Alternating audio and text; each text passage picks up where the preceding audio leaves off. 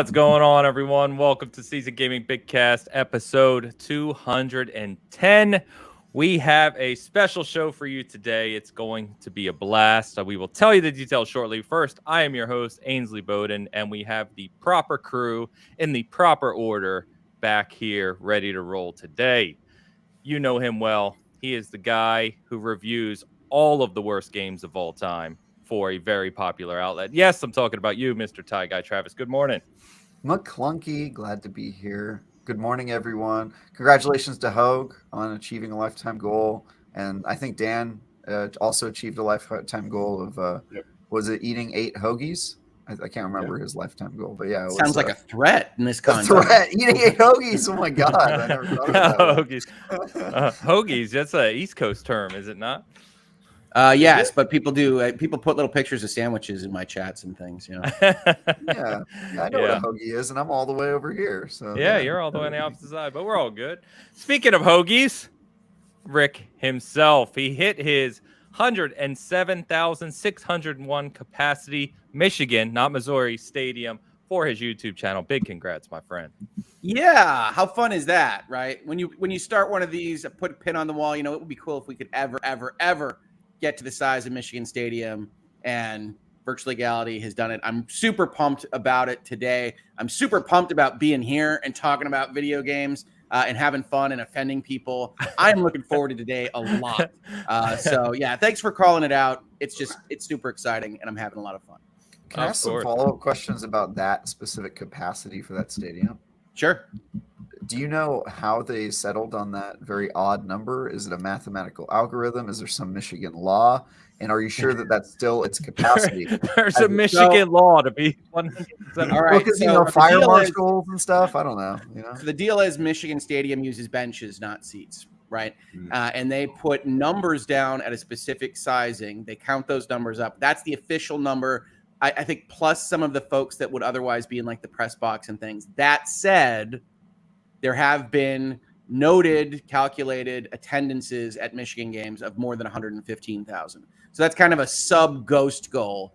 But the big number on the sign, the big number that everybody uses for official listed capacity, where no fire marshals are involved, is 107,601. And it is the biggest college football stadium in America, if you don't know. Okay. Go Blue. Well, it seems like the capacity, because of the bench situation, would largely depend on the girth of the citizens and the attendance. There'd be like 5 of us.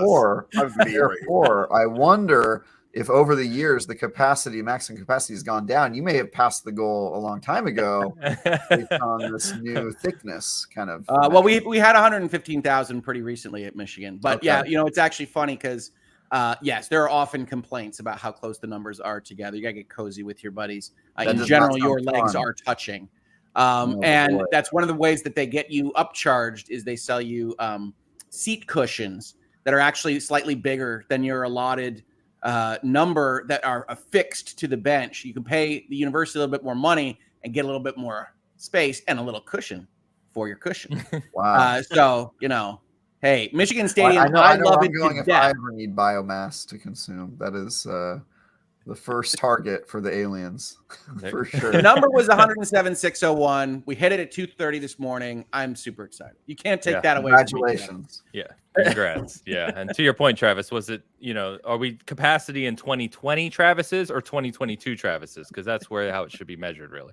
That is a great point. Yeah, that's a very good point. Yeah. I'll try to count up the Travises by year. Current day Travises, you could fit a lot more than 106. Like, I'm pretty gaunt. I'm a little Lincoln-esque. Lincoln-esque, but shorter. But much shorter. Yeah. So he stacked 2 on top of me. And representing our favorite future corporation that destroys the entire planet, Mr. Rodriguez himself. Good morning, brother. Yeah, man, I'm 100% on that train. We've done our time. We're good. It's time for us to go. All right. Let's start over. We need a reset button. Yeah. I want to just go ahead and dissent. That is not my favorite corporation that destroys the world. There's many. Sorry, there's a lot to choose from. I'm sure. In terms of evil corporations, I'm a Wayland Yutani guy. That's Yeah. where I hang That's my good. hat on evil corporations. That's a pretty good one. It's a good one. I'm on Team Facebook. I don't. Anyway, good morning, everyone. Thanks for showing up nice and bright and early with us today. So we got a special show. We're going to be talking about a few things. We're going to touch on God of War Ragnarok and E3 returning as kind of core topics that I think we need to discuss this week. But our main topic, of course, is our Game Roast 2022. We just a preface ahead of time. This is going to be longer discussion about many, many different games. All of our favorite games of all time, all of the highest rated games of all time. Maybe not all, but many.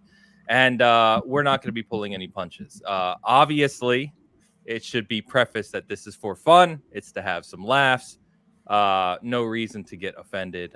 We're all going to enjoy ourselves here today. But we have been ready for this one. A couple weeks ago, if you tune in every week, people are going to get offended, 100%. You do get offended. Oh, It doesn't bother us at all. No, Same. it's not going to slow us down. the comments It'll after this show are going to be it'll great. just be a drip in the flood of hate that Travis otherwise receives on it. Okay. And his So- Xenoblade review's not even out yet. So And that's going to be a day, folks. I'm thinking about doing it in virtual legality. Hang on to your hats on that one. But yeah, no, we're going to celebrate games. We love everything that's on this list, but that doesn't mean we can't have fun criticizing it. And we're going to have fun with you. And we'll probably mention this again when we go into that section, because this is about having fun. And we love these developers. We love this industry and we love these games, but come on, nothing's perfect, people. Oh, yeah, of course. Let's Of enjoy. course. In fact, they are all very flawed, which we will discuss. All right. So before we do that, just of course, a little housekeeping. If you're enjoying the show, as we always say, please like, please sub. We did a giveaway this week too. We're gonna just before we get into the game roast, I'll mention the winners of that giveaway. So thank you for everyone who participated in that. And as always, right? And I know Hogue said this better than me a few weeks ago, but we try to prioritize our content over a lot of the nonsense you see over there. Giving likes, giving subs, sharing this with your friends, the people who really enjoy gaming content helps us. So please do that. And you're going to get some pitches from me today, folks. This is a special episode. You're going to get the full Care Bear stare from me. If you know, you know. We're going to go. See, I told you he says it better than me. All right. So before we do that, why don't we talk about what we've currently been up to? So I have been playing a game for embargo that I think a lot of people who listen to the show are going to be interested in. Sadly, I'm not even allowed to say the name of the game I'm playing. Is that true? You've got a complete embargo. Complete embargo. Can't even mention that you're playing it. Sometimes. Yeah. So I would say just stay tuned in the near future because it's a nice one that I think, like I said, people are looking forward to. So that has taken most of my time this week. But I did get my Steamdeck this week. And first thing I did, Hogue, I bought the entire Pixel Remaster collection of Final Fantasy. It's the first thing I did. Yeah, you got to, right? You got to. Bought BioShock bring collection. it to a real console. I know. But Steam Deck is awesome. It literally feels like the Switch showed up at my house as like an adult. Yeah, it's a You know super what I mean? Switch. But it's my favorite piece of tech in a long time. So Look at it's Travis's great. face. I mean, it's like it's ergonomic. It's well built. It Doesn't just play 80% of my games. Yeah, but you play. It doesn't play Nerf Legends. You can't hold it against for that. Okay. I do. It actually did and then opted out. Don't. But the Steam Deck is awesome. So if you are debating getting one, it definitely has my vote. I've been very impressed with it. I played it for a couple hours last night. I was playing Final Fantasy 3, the real Final Fantasy 3, which I have never played before. I've played 1, 4, 5, 6, the rest, but never played 3. So checking that out. So you had played 5. I'm playing 5 right now. I tell you, one game that works fantastically well on it that I've really been enjoying is the Skywalker Saga, the Lego Skywalker Saga. Good one. Good one to try out. Yeah, that'd be a good one for it. I was, funny enough, I got the Steam Deck on the last day of the summer sale. So I immediately got it updated, went on the Steam, and I'm like, oh man, let me go. I was going through just lists of games trying to figure, and I bought that. I bought the BioShock collection. I downloaded that Hypercharge demo for that toy game that's kind of all the rage right now on social media. There's a few others I bought. I can't even remember honestly, but yeah. Anyway, if you're debating a Steam Deck, highly recommend it. It's very cool. If you are It a is very fan cool. of dating sims, and everybody knows the biggest problem with dating sims is the raunchiest ones aren't available on pretty much any platform. And so you gotta play itch.io, and the Steam Deck can play your itch.io game. So that's my recommendation. If you need to get into the really grimy, You seem pretty highly well technical- educated Travis on this. already soliciting for additional chat advertisements in the first Nice. 10 minutes of the If you haven't episode. heard of my new site, Naked HD, Oh, Travis, my favorite critique of those chat ads ever was like, they don't even have a link. What the hell am I They supposed don't. to do with this? they don't have a link. Try- There's no way to go and do His, the thing his that they company is still absolutely do. learning how to market. They Yeah, figure I just just- flooding podcast streams is the way to go. Yeah, they don't have like a profile you can click through on either. So there's They'll no be way to visiting us go and- today. Don't you worry, people. Yeah, I'm yeah. excited, They man. wake up a little later, but they'll be here. They'll be here. I'm sorry, man. They're interns. Let me ask you guys, you Steam Deck dudes, something. How is the build quality on it? Like what? And also, when the drift eventually happens, what can you do to replace it? Because I mean, I haven't seen a single controller that doesn't suffer from it, or any kind of thumbstick, unless they use some kind of new module that I don't know about.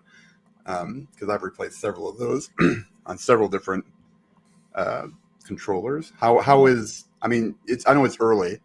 Yeah, I don't They think we seem know the pretty solid. long-term effects of Yeah. playing. The It Steam feels Deck good. just It yet, feels you way know. better than a Joy-Con, obviously. Yes, That's not. Yeah, The that's Joy-Con slide off, so Well, Yeah. I mean, yeah, and then you can replace them, but they're still that. I don't have the same problems with drift on most controllers that you sound like you do, Dan. I mean, you're doing It's 400 mostly, hours it's mostly in my Horizon. kids.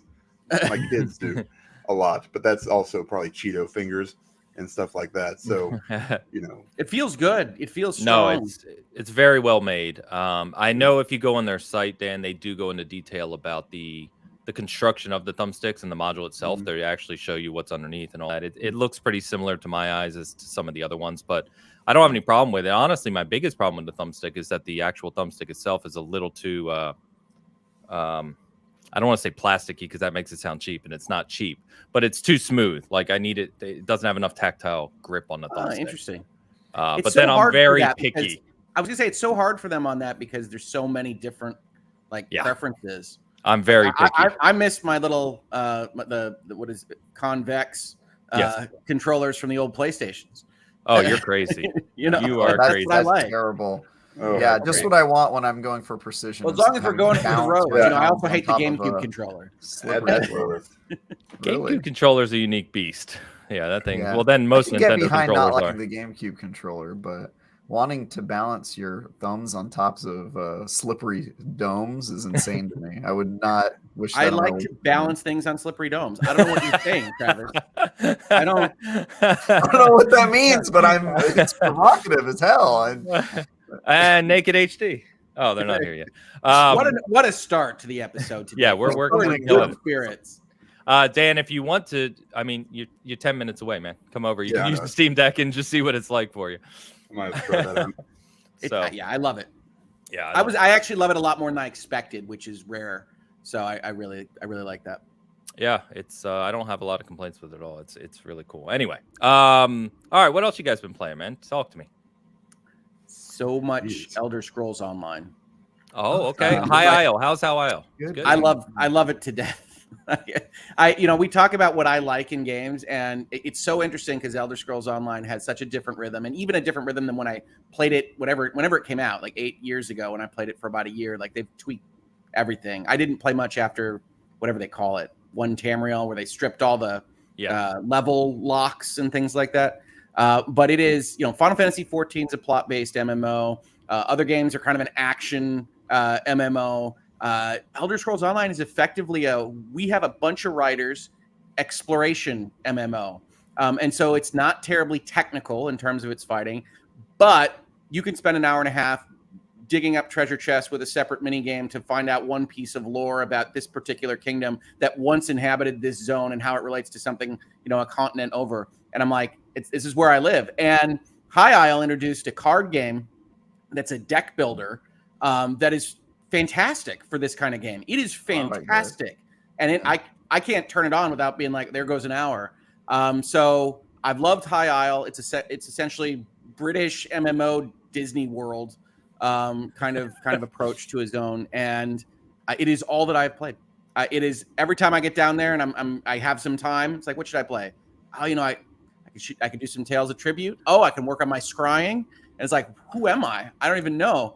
But I've had so much fun with it. Scrying is really addictive too. Let me ask you a question then. So I've gotten into Elder Scrolls Online twice now for very limited periods of time, a few hours each time, right? Are you returning to this from a very experienced point of view, or what's your opinion on jumping into that game fresh now? I just jumped in on it. I hadn't played it in more than 5 years, I would say. Okay. I had a bit of a hookup from my brother at ZeniMax Online, and so I got into High Isle, and I started a new character, and the intro is completely different. It might be 4 years old, different, but different from when I started, and it essentially sets you up with portals and says, "What do you feel like doing?" And then like the real trick to me is, first couple of hours, it is aimless. Like it's so open and it's so flat in terms of you can go anywhere that it feels a little wrong.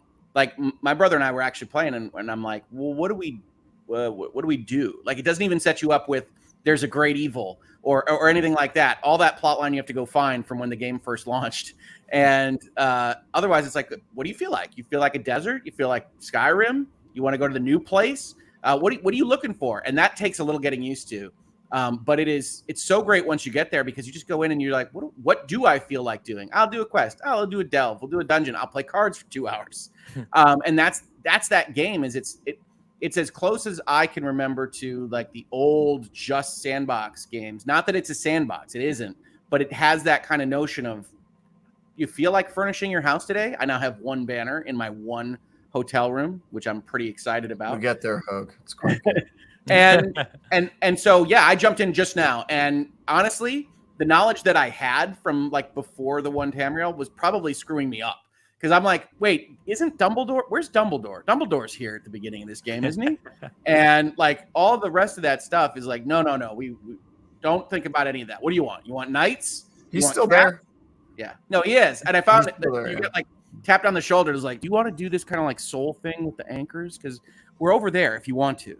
Okay, cool. Right. Like, it's like I said, it's like Disney people. They'd be like, you want to come on the ride? This one's open. Short lines right here. Dumbledore's ready to talk with you. That is kind of a good analogy, because yeah, that game, it'll just be like, do you want to go and become like a super famous detective? There's an entire area of the map that's all about being a thief and coming up in that, and then they've got one for like the Dark Brotherhood and murder, and then they've got just everything you can imagine. The game feels like so big now in kind of amazing way. I'm in like the smallest area to start. I just picked one of the what I remembered was one of the intro areas, and it's like you get to the bigger zones, they all feel like games. High Isle feels like a game. It's got 600 achievements. I've played it for 15 hours. I'm not even remotely close to finishing even the High Isle like mainline quests, of course, because I'm playing cards for huge amounts of time. But it's great. I couldn't love it more. That the X kills it. I mean, it looks great on the Series X. Yeah. And so yeah, it's all I've been playing. Sorry to take over there, but it's like I really have been super enthused about it unexpectedly. But I did have to blow past a couple of hours of like, okay, I don't know, what do you want me to do? Yeah. All right. It is overwhelming, but it's especially fun to play with if you have like just like you and one other person, or maybe two people to just play online with. And that's a game that I've gone back to. Actually, technically, I play it every day because I always log on to get my bonuses and like do a couple things. So I want to believe like Travis has a task list. It's like, all right, turn on Fall Guys, turn on Fortnite, turn on Elder Scrolls, turn on, and just go collect my dailies. That's kind of true. I do sometimes. I've been doing like one Naraka Blade Point match a day and like a couple Fall Guys matches a day, and then I always log on to ESO to just like see what's up. What do they got going? Gotta get my daily reward. But yeah, that game is fantastic. It's sort of got a No Man's Sky type story, because when it came out, it was very not good, and it's great. And weirdly, I hear the same thing about Fallout 76, but I don't have the same kind of relationship. But I hear it's gone through similar transformation. So Yeah, you got to hand it to ZeniMax. They stick with their games and they keep building them, and eventually are quite good. So yeah, it's good. Yeah. Good game. Well, I got to tell my brother I'm officially excited about whatever the hell you're working on that you won't even tell me about. Nice. Travis, what you got going on, man? Anything good? Well, we know Xenoblade, of course. I am 65 hours into Xenoblade Chronicles 3. I have just completed chapter 3. You went mute. Well, that was for dramatic effect. He wants to establish that that's only chapter 3, but unfortunately, we don't know how many chapters there are, so we can't be as shocked and awed. Well, the first Xenoblade game had 17 chapters, so. Well, go get your side quest done, man. Go collect those people's potatoes and otherwise handle those things. I'm playing a lot of Xenoblade. Are we going to get the 4 I've paid you for? I cannot say anything. However, if you'd like to know my early impressions of the first 2 chapters of the game, you can read my preview on IGN.com. Watch the video, guys. Yeah, this cat can write. Thanks, man. Appreciate it. Yeah, I mean, it's all right. No. Well, for a guy that's looking forward to its release, knowing Travis as I do, it is, at least between the lines to me, tremendously positive for like what my tilt is compared to Travis's and everything else. Like it's starting to feel real good from that preview. Yeah. So my preview was all about the combat system, which like has been my sticking point. Probably the weakest part of some of the other Xenoblade games is the combat is just pretty non-engaging and rote, repetitive. Yeah, just very rote. And this game has managed to keep my attention for a long time because it keeps just adding layer upon layer of like stuff to do and keeps evolving the combat. So that's what my preview focuses on, is just the evolution of the combat system. And it is without a doubt the thing that they've improved the most about the game. So yeah, if you care about Xenoblade, that's a cool thing to do. And then I'll have my full review at the end of the month. But until then, I'm just heads down playing that game. So my answer will likely be the same for the next 3 weeks until the game comes out, that I'm just playing a lot of Xenoblade. Okay. And, yeah. All right. Cool. Dan, after your 400 hours in Horizon Forbidden West, which I don't even know how that's possible. It's impossible. I don't even know how that's possible. Listen, I played through it now 3 times. Why? All the way through. I don't know. I was trying to. So I have every see how much you can send to a stash. I got the very hard achievement or whatever. They're super difficult, which is surprising to me when I saw your post. By the way, yeah, super surprising to me as well. But it's not as hard as, you know. It's like if Elden Ring had an easy mode, that would be Horizon's very hard, ultra hard mode or whatever the hell it is. I feel like it's not. I got everything upgraded, like literally every single weapon, every single armor, fully upgraded. So now when the DLC comes out, I can start a new game plus or whatever, and there you go. I'm done. Now to be fair, on my last playthrough, I didn't do a lot of the side quests and stuff. I didn't. I would hope not. It was just straight through, just to get the achievement, and that was it. So, yeah, that's done. And not a day after, mind you, they come out with the, you know, variable refresh rate support, you know, the 14, you know, all this good stuff. I'm like, yeah, thank you. They knew you were done. Yeah, they knew I was. They were actually holding on to that, Dan. Yeah, they're like, is he finished? All right, that achievement popped. Let's do it. And yeah, then it released. I was like, whatever. I said, he didn't do it. But I've been playing Outriders. The World Slayer. Okay. Pretty much. Yeah, I haven't even got to that part yet. So I started a new character. So I literally got to it last night. I'm at the point where I can start accessing it. You know, you can when you make. Yeah, I knew that, but okay. I didn't. Here's the thing. We believe in the full experience over here on the right side of the screen, Travis. Yeah, I had no idea what was going on. That was the problem. I mean, I hadn't played it for so long. You know, it really doesn't take that long to go through it. Really just even if you played it, I think you probably would still have no idea what's going on. Yeah. No, I mean, just read for like your lore entries, people. Yeah, I mean, I if I would have just jumped, I read them. Okay, you gotta say. Let me ask you a question. You played it as well, Helg. Have you played the Trials of Guitar?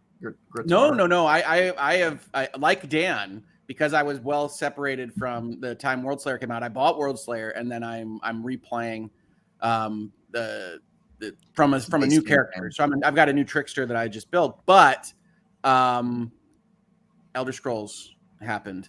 So like Outriders died. Like I'll be back because I really like Outriders. I really do. And they seem to have made tweaks on all sorts of things like quality of life and performance and whatnot. Yep. But I don't know if I'll ever be back, guys. I don't know if every week I'm not just going to say, still in High Isle, hanging out. I did that for Hitman for a long time. That's all I played. I understand. I like that. I never heard you talk about Hitman before, Dan. Interesting. Yeah, never. Can you No, so I mean, it's more about been the great. cards? I think they did a good job so far. I mean, this is just stuff with like Rick said, quality of life improvements. It's just it's like the Division 2 for dummies. Is the way to describe it. It's not. It's like if you are kind of he's not wrong. Yeah, that's kind of true. I'll go with that. You want to get to know how to build different builds and stuff like that. It doesn't overwhelm you with a whole bunch of different choices, and you can pretty much tell like what's really a good item as opposed to a bad item. It's not super in depth, but it's just enough to keep you interested, to push on to that next story beat that you have no idea what it's really talking about. Like I totally forgot about the story when I started back up, and I tried to pay more attention this time. The developers. It's not really. You didn't forget anything. No, I didn't. And I was just like, man, when I finished the main campaign, I was like, yeah, that was the last guy. I was like, what? Yeah, well, when I get to the end of World Slayers, in whatever year, they're going to explain everything about the anomaly and the magic and everything. I'm super excited about it all being wrapped up and understanding exactly what's happening on that planet. I'm super pumped for that, right, Travis? Yeah. Oh no, that's not a great face.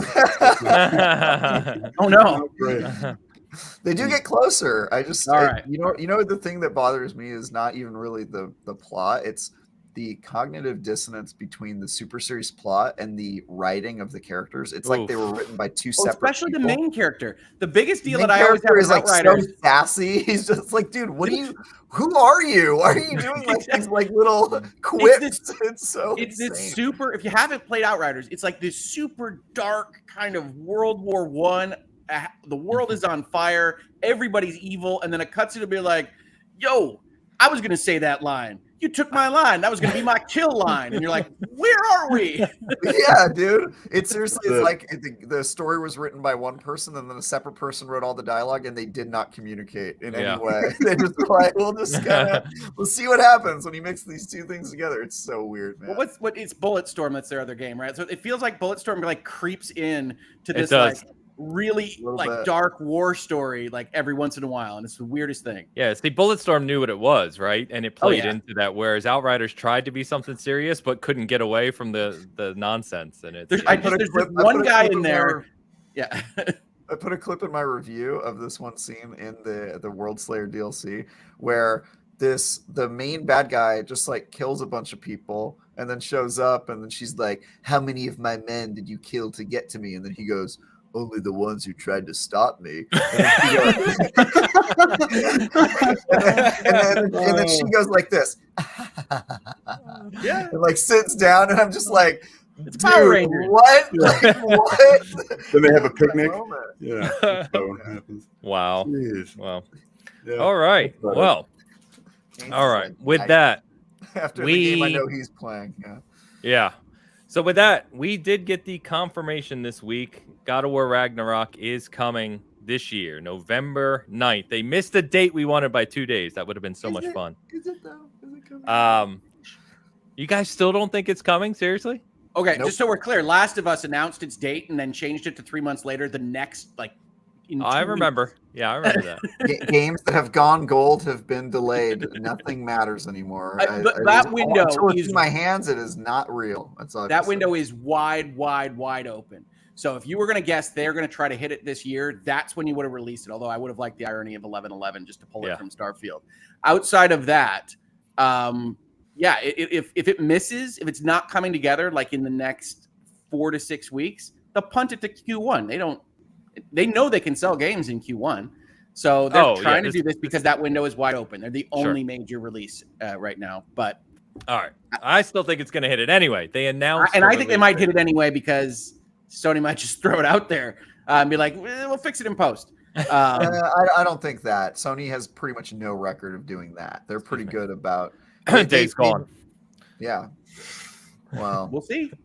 We'll see. I mean, well, Days Gone had a lot of issues. You're right. God of War is but, a different IP than Days Gone, though. it is, and also Sony's like the most willing to delay their game outside of like the fall window to just because they want to make their games good. So I don't know. I wouldn't worry about Sony rushing something out the door specifically, but I do side with Hogan thinking that it's not real. I don't think it's going to come out this year. All right. Well, we'll see. We'll see. So November 9th is what they announced. Collector's editions. Basically, all I was going to talk about on this topic is what are your guys' expectations for this? Because we talked a little bit last week about this, right? And kind of what God of War Ragnarok would have to do to be a true kind of game of the year competitor to dethrone Elden Ring, or if something else pops up. And we already discussed that. But for you personally, and I know that Rick and Travis, you guys both liked God of War, but you did have complaints with it, right? Yep. We'll touch on everyone feels that Oh way. yeah, we'll get to that. But Yeah.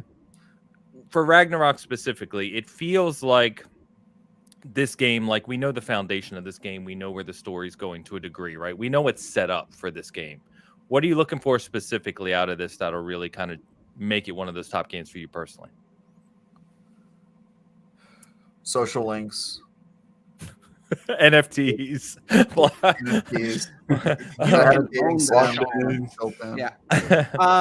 Kratos Purpose? talking about the blockchain. Or he uses the block. The great blockchain is what keeps That's right. us It's a block on the end of a literate. chain that he's just swinging it around. Yeah, it is. It's a weapon. Yeah, and then you have some meta conversations about how effective and powerful the blockchain is. Purpose, right? You've heard me say my big complaint was that it felt like it was just a prelude, a prologue to what was going to be a story. And so I'd like to see purpose. I'd like to see, focus on the actual story that you're wanting to tell. As Travis put it last week, I think, not just circling so that you have enough time for drive time radio for Atreus and Kratos to talk, or those kinds of things. But I will tell you this: it has a great chance. Looking at what I've looked at, and I don't think people understand this when I tweet about it. It has a great chance of actually exceeding my expectations, and that's a great feeling because my expectations, everything they have showed, is just blanketed in sameness for me. So I'm hoping that they're holding their cards close and they've got more, and they did that with the first God of War, right? They didn't really go into a lot of the Rainbow Bridge stuff and things that you could otherwise get to and interact with, and I think that was a little bit underdeveloped in that first game, and I would like to see that blown out and have that more varied approach. God of War 2, the original, to God of War was one of my favorite kind of expansions and transitions. God of War was focused. It was 6 hours long, and this is what we're doing. And then God of War 2 is like, what can we do with that character in this situation now? We know what we're doing. We can blow it up. I would love to see that. I have my doubts, but that's great if you're the game developer and you want to sell it to me, because that gives you a better chance of exceeding those. In my experience, that usually leaves me warmer than otherwise if you deliver something that's at all good. Fair enough. For me, I want to see one of the, it's a smaller complaint, but it's still a complaint is, and we've talked about this as well, is to your notion of sameness, Hogue. I feel that across PlayStation's core IPs, right? And we've talked about how they have that a lot of sameness feeling there, whether you're playing Horizon, Ghost, God of War. I really want to see, or I'm hoping, and I don't think we're going to see it, but I'm hoping we see Ragnarok move a little further away from that and try some kind of newer ideas. Get away from the same. And it's not signaling that at all. No, now. it's not. It's not. Yeah. So I'm hoping we don't get the same menu, the same upgrade and point system where you can kind of just add a few abilities here and there, and you do this basic kind of, to almost to Dan's point about Outriders, like the whole kind of upgrading and loot system just felt very layered on top that did nothing for the game. In Outriders? No. In God of War, like it was kind of like upgrade. Yeah, I did. In his comparison to Division 2, meaning that the upgrade component of God of War was very top level. Perfunctory. It didn't do anything. And I really want to see them kind of dive more into it. If you're going to go that route where you have the ability to upgrade or find things or do builds or change your skills, make it meaningful. Because it just didn't do much for me there. And then the hub system, I'm okay with a hub world system. That's fine. Flesh those hubs out a little more. Again, they were very kind of just designed in kind of this very easy to explore system. Okay, I check that corner, I'll check that corner, and then I'll go up this wall and I'll check that corner, and there's going to be something hidden over there and hidden there, and then I'm done, and then I'm going to repeat that 8 times. I did feel like I boated around that lake a lot. Yeah, there's that too. So again, we're not even to the roast of this yet, but I feel like there are things from God of War 2018 that I hope Ragnarok fixes for me personally. But other than that, I just hope it tells a good story. I hope they it'll be a good, enjoyable game. We know that. It's what do you do with it? Why are we there? What is happening? And to benefit of the doubt, I think that going from Horizon 1 to Horizon 2 really did blow out what their towns were and what their world building was. That's true. And what their hubs were.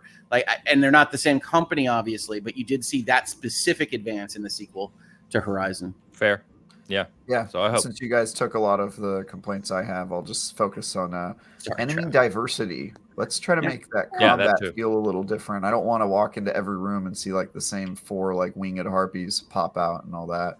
That would be great. Just like I said, and I would say that I feel the same way about puzzles. Like some of the puzzles are just like walk as slowly as possible over to that block, push it, and then. And that gets back to the Sony sameness I've talked about, right? Yeah, true. But like I said last week, I just want you to focus on the things I'm doing as the player in the game that are not enjoyable because you're spending so much time just like getting that pacing right and getting that story, just the feel and the vibe of being a dad. And it's like, that's all great, but like the game still needs to be enjoyable while you're running around and killing harpies again. Well, at some point, I'm not going to want to push boxes anymore. I can't remember what is it, Lost Legacy, where they have the joke where they crash the box through the floor and the box breaks, and then they have some dialogue that says, "I guess we aren't going to be pushing any boxes on this adventure." Like it's completely like out of nowhere, and I was like, "I get what you're saying. Sweet, all right, Nice. thanks, Naughty Dog." That's cool. I sadly Lost Legacy. I never went back and finished. Sadly. I hear it's a good one though. Dan, I know if I recall correctly, you're higher on God of War. Anything that we are saying resonate with you, or are you looking for something different out of it? No, I think you guys are probably right on. I've been also playing that. I downloaded it and have been trying, just to kind of get a refresh, even though, I mean, it's, I don't even know how to say it because it's one of my favorite games. I enjoy that model. And I'm okay with sameness because it's my mashed potatoes and gravy, right? Comfort food. I love it. So that kind of thing is fine with me. What some of the things I did like about it, like just the seamless kind of transitions from gameplay to story through the cutscenes. There aren't like load screens, and you're not taken out of it. Like everything just kind of flows really, really well with that game. Yep. Aside from like the fast travel where you basically run around a circle until somebody's done talking. Short of that, in the upgrade system, I think it's fine. I don't I'd like to see a little bit more in depth. Obviously, I don't know if you need it necessarily, but Travis is I really agree with Travis. The enemies are all the same. You fight the wraiths or whatever, and then the witch shows up, and then every once in a while, and then there's like one stronger guy that it's just a different color. Yeah, it's a slightly different color. The boss fights are even worse, man. The boss fight. Yeah. That's all it is. It's just like they need to do something a little bit better, a little bit bigger, a little bit more grander scope. But I don't think we're going to get that. I think we're going to. My biggest fear is it's a sequel in the old school model. Yeah, that is my fear too. Yeah. Oh, I think that. I think that's 100% going to happen. I don't think they I don't know anything about games. They could surprise you, man. It's a very talented studio. So they are, and you can add, you have to add not necessarily a lot of stuff, but you have to add the right things to your point, Ains, maybe with the upgrade system and the builds and stuff. If you can just fix that a little bit, if they add multiple or different enemy types, based on even just the hub worlds, okay, over here you've got these guys, over here you've got these guys, and they can't just act the same. They've got to be Make them different. region right? specific. Yeah. Right. Yeah. Make it so that you have to change up how you're playing, as opposed to I can just swing my axe and just throw it, and then that's it. That's all I have to do. Every enemy is basically killed the same way until you get to like a QT or you get to it's not. There's nothing different. Even what were they called? The Valkyries. They're Valkyries. really not that much different. No. No, And it ends as it begins. I mean, there's Yeah. a whole bunch of wheels spinning that just is in the There DNA of what they wrote. Right, yeah. And so I'd like to see a more adventuresome story told. Yeah. Also, Yeah, me too. this is something I really didn't like, is that because Kratos is in a different world, he didn't really feel like the main character of the story in a lot of ways. It feels like you're looking at the drama of the Valhalla setting, and he sort of feels like a passenger through it. He's just sort of going like, oh, this family really seems to hate each other, and I would like Kratos to have more of kind of a role in the story and like a personal stake in it. If he's still the Motivation would be character. great.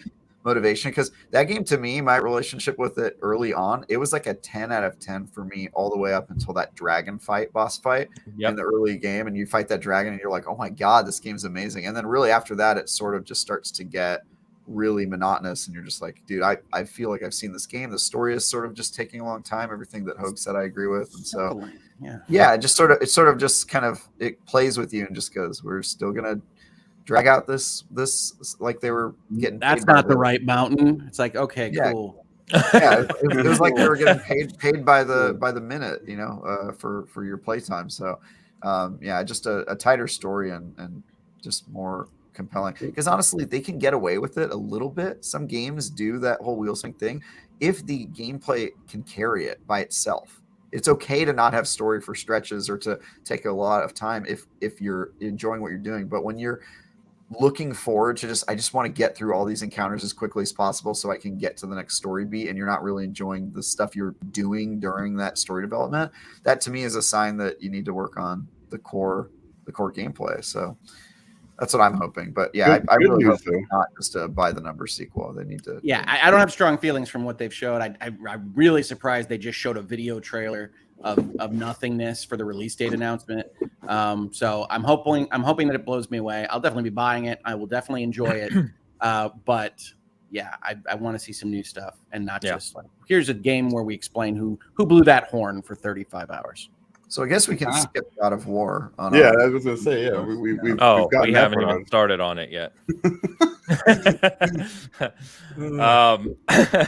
All right. Well, we'll see. We'll see if it hits November 9th. And just a reminder that July 15th. So this week, as you're listening to this, is when pre-orders go up for those collector's editions they announced and everything else to go with it. So keep an eye out. You're going to get a hammer, Ains?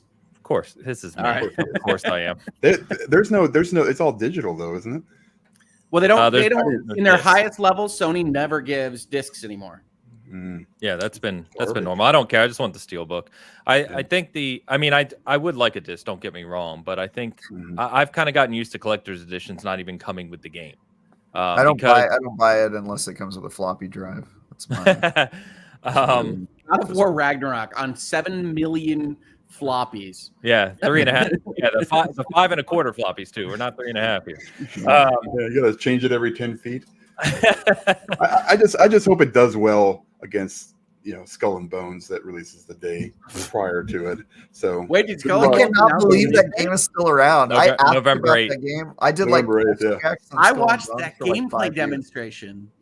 So it was around the same time Sea of Thieves was going to come out, and people were like, "Oh, Skull and Bones is going to kill Sea of Thieves," and I was like, "I don't think Skull and Bones is going to come out, to be honest." And then I literally thought it was dead up until like this week when I saw the news. That gameplay design trailer is wild though, because I feel like you could almost see like an archaeologist the 17 different games this thing was that is now grafted into this Frankenstein monster that, hey, could work. Who knows? Doesn't feel like a high percentage chance, but it's like, oh yeah, and we've got a person here that could walk around the town, but also we've got like menus on menus because this was originally a boat game, and like it was the wildest gameplay demonstration. I loved it. Go check it out, people, because it's crazy. So I think, and correct me if I'm wrong, Rick, but they have a 8-minute gameplay demonstration. Yes, there's one that's narrated. Welcome to Ubisoft. Yeah. World Okay, of Skull and Bones. So I watched it as well, and then I was on Chatter Days with Miles yesterday over at Windows Central, and he said there's a 30-minute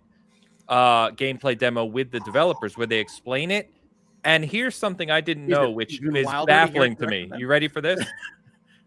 So only when you're in a town, a hub town, do you see your player. Otherwise, you are a ship. You could tell that. You could tell it was grafted on. So when you play with your friends, say like the 4 of us go to play together, right? You're 4 ships. Yeah. You're not 4 people on a ship. Face. That is amazing.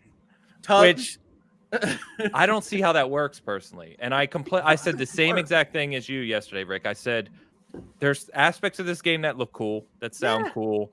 You know, you can see the Ubisoft formula. There's resources at it. Yeah, there's a lot of dev time here, which is apparent. But it seems like when you manage major projects, one of the big phrases you hear is scope creep. And I've never seen a game from a gameplay demo where my head was ringing red alarms of this is scope creep gone wild. Like they just didn't know where to rein in this game, and they threw everything at it. You know what happened though, right? Because they come out, they say, "Here's Skull and Bones. You're only ever going to be a boat," and like the internet descends upon them. They got cupheaded. That's what happened. And then they decided, okay, well, instead of town menus, we'll give you an avatar. Except like the actual like mission statement for that is not apparent at all in that demo. It's like, why do I care that this guy is walking up to the shovel shop and now I'm in the menus for the boat? What? Yeah. I love it because I love novelty. This thing looks monstrous, and I am all in. I am very hopeful that this is like. Are they trying to sell this game? Is it free to play? No, it has the typical Ubisoft $70, $100, and $120 editions. Yes. Oh, is it 70? I thought they were going to. It's 70. What is it? For Honor it. Right? Didn't For Honor? Wasn't That's For what Honor I thought. 40? Yeah, sell it. No. For Honor was full price. I own it. I have the collector's edition of For Honor. It was full price. Okay, well then I'm misremembering. But then they went free to play after, right? That's kind of the Ubisoft way. Yeah, they did. Well, then I'll probably wait on free to play for the Skull and Bones. That's what you should do because this is free to play, written all over it. I mean, it's a monster. Yeah, I don't know. It is November 8th. We did get the gameplay demo. I would highly recommend, basis on what Miles told me yesterday, to watch that extended gameplay demo with the devs to get a better idea of what this game is. But we'll gotta see. say, man, we'll see. I'm worried about it. I'm worried that when it ships, it will find itself underwater. You know. Yeah, you think it's going to submerge beneath the waves? Yeah, I'm a little worried about that. We don't want to see their chances. I don't think it's going to make the waves that Ubisoft hopes it will. You know. I hope your roast jokes are better than this. Yeah. I reminded people yesterday that I played that game, and I know I've said it here before, in 2018 at E3, Skull and Bones. Yeah, I played it too. I played it at that exact E3. Yeah, and it was like Black Flag the game. Which I think is the criticism it got, which is why Ubisoft took it back to the drawing board and they came out of the tunnel with whatever this is. So my wife and I have a saying when we're watching Amazing Race, which is you don't stop doing the challenge you're doing to go back for the other challenge. All right, stay the course. Don't listen to all these idiots and figure out what you want to do first and foremost. But I respect to Ubisoft. They clearly kept throwing money at this damn thing. So. All right. You know what's funny? This is almost an indictment on like closed door development, because if they would have just put out the game that they built in 2018, then they might have been able to No Man's Sky it, where with player feedback they could have just added on top of it over time. But instead they just like took it back into the drawing room and you're absolutely worked on it. And now it's Can you imagine adding the Avatar Island as like a free update? People would lose their mind. The Sea of Thieves model, we would live in a golden age of live service ship games, and instead it's crazy. You're right though. You're right. People are so they love it when you're like, we got this brand new feature, like when you add a card game into Elder Scrolls. It's fantastic. Yeah, sure. Let's get caught up on super chats. We got a few here, especially a couple that have been sitting for a while. So let's get caught up on these. Right out the gate with the £2 super chat here for the great game slander from Fat Boy Horror. Thank you. Only truths will be spoken in these quarters. No, we were live at that time. Yeah. Yeah, he kicked us right out of the gate there. Out of the Got us gate. right away. So Gecko Gamer also in the house. Yeah, with the €5. ESO does feel like a game of a bunch of talented Imagineers from Disney or wherever would design. Also, I will be going to Gamescom. Anyone else? Not I. Thanks, man. Germany? That's awesome. No, I am not. I do. It is on my bucket list of game shows to go to, and I loved my trip to Germany 2 years ago. So I really want to go. Just this year was not possible for me because I have a family trip in August. So It was my favorite hopefully, announcements last year. They have a good vibe there with the way Good that they show. do their opening. and it's the biggest game show in the world. People don't know that. It's always Yeah, dwarfed E3 from a customer attendance or Yeah, consumer then attendance. you're counting attendees, which like is that what makes a game show big? You know what I mean? You know Like, what? It's bigger than game shows that collapse and don't actually put up a presentation for multiple years in a row. It's definitely bigger than that. True. Very true. Thank you, Gecko. And Christopher Jetzer in the house. Yeah, with the $10 super chat. I agree with the assessment that God of War Ragnarok, I'm assuming, may not come out this year because on the PlayStation Store you can't pre-order it. Typically, doesn't Sony let you pre-order once they provide a release date. Did they not hit the That pre-order button? That goes Interesting. back to the July 15th thing. Yeah, But it is a very recent announcement, and also them letting you pre-order it also doesn't mean that the game's coming out. It could still get delayed, and then your pre-order. Certainly. True. But no, they specifically said July 15th is because they're doing the collector's edition pre-orders, everything at once. It goes live on July 15th. So if anyone in the chat knows the exact time, put it there because I forget, but I know it's the 15th. Is that how they've normally handled it? It's a little odd to not just say I don't think so. have the announcement on July 15th.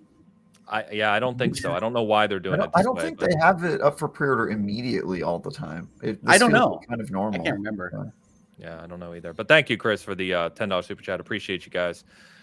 All right. So speaking of game shows, let's go ahead and talk about E3 is returning in 2023, which they originally said they were doing in 2022. We saw that happen. But anyway, the Good big announcement. context. They've said it before. Yes, they have. So the big announcement this week is they came out and they've announced that the ESA has agreed to work with ReedPop. If you're not familiar with ReedPop, they are the company that helps put on some major shows such as PAX, which is a very successful gaming show, of course. They do Star Wars Celebration. They've done New York Comic Con. They've done others. The party people's planning people. Yeah, pretty That's much. right.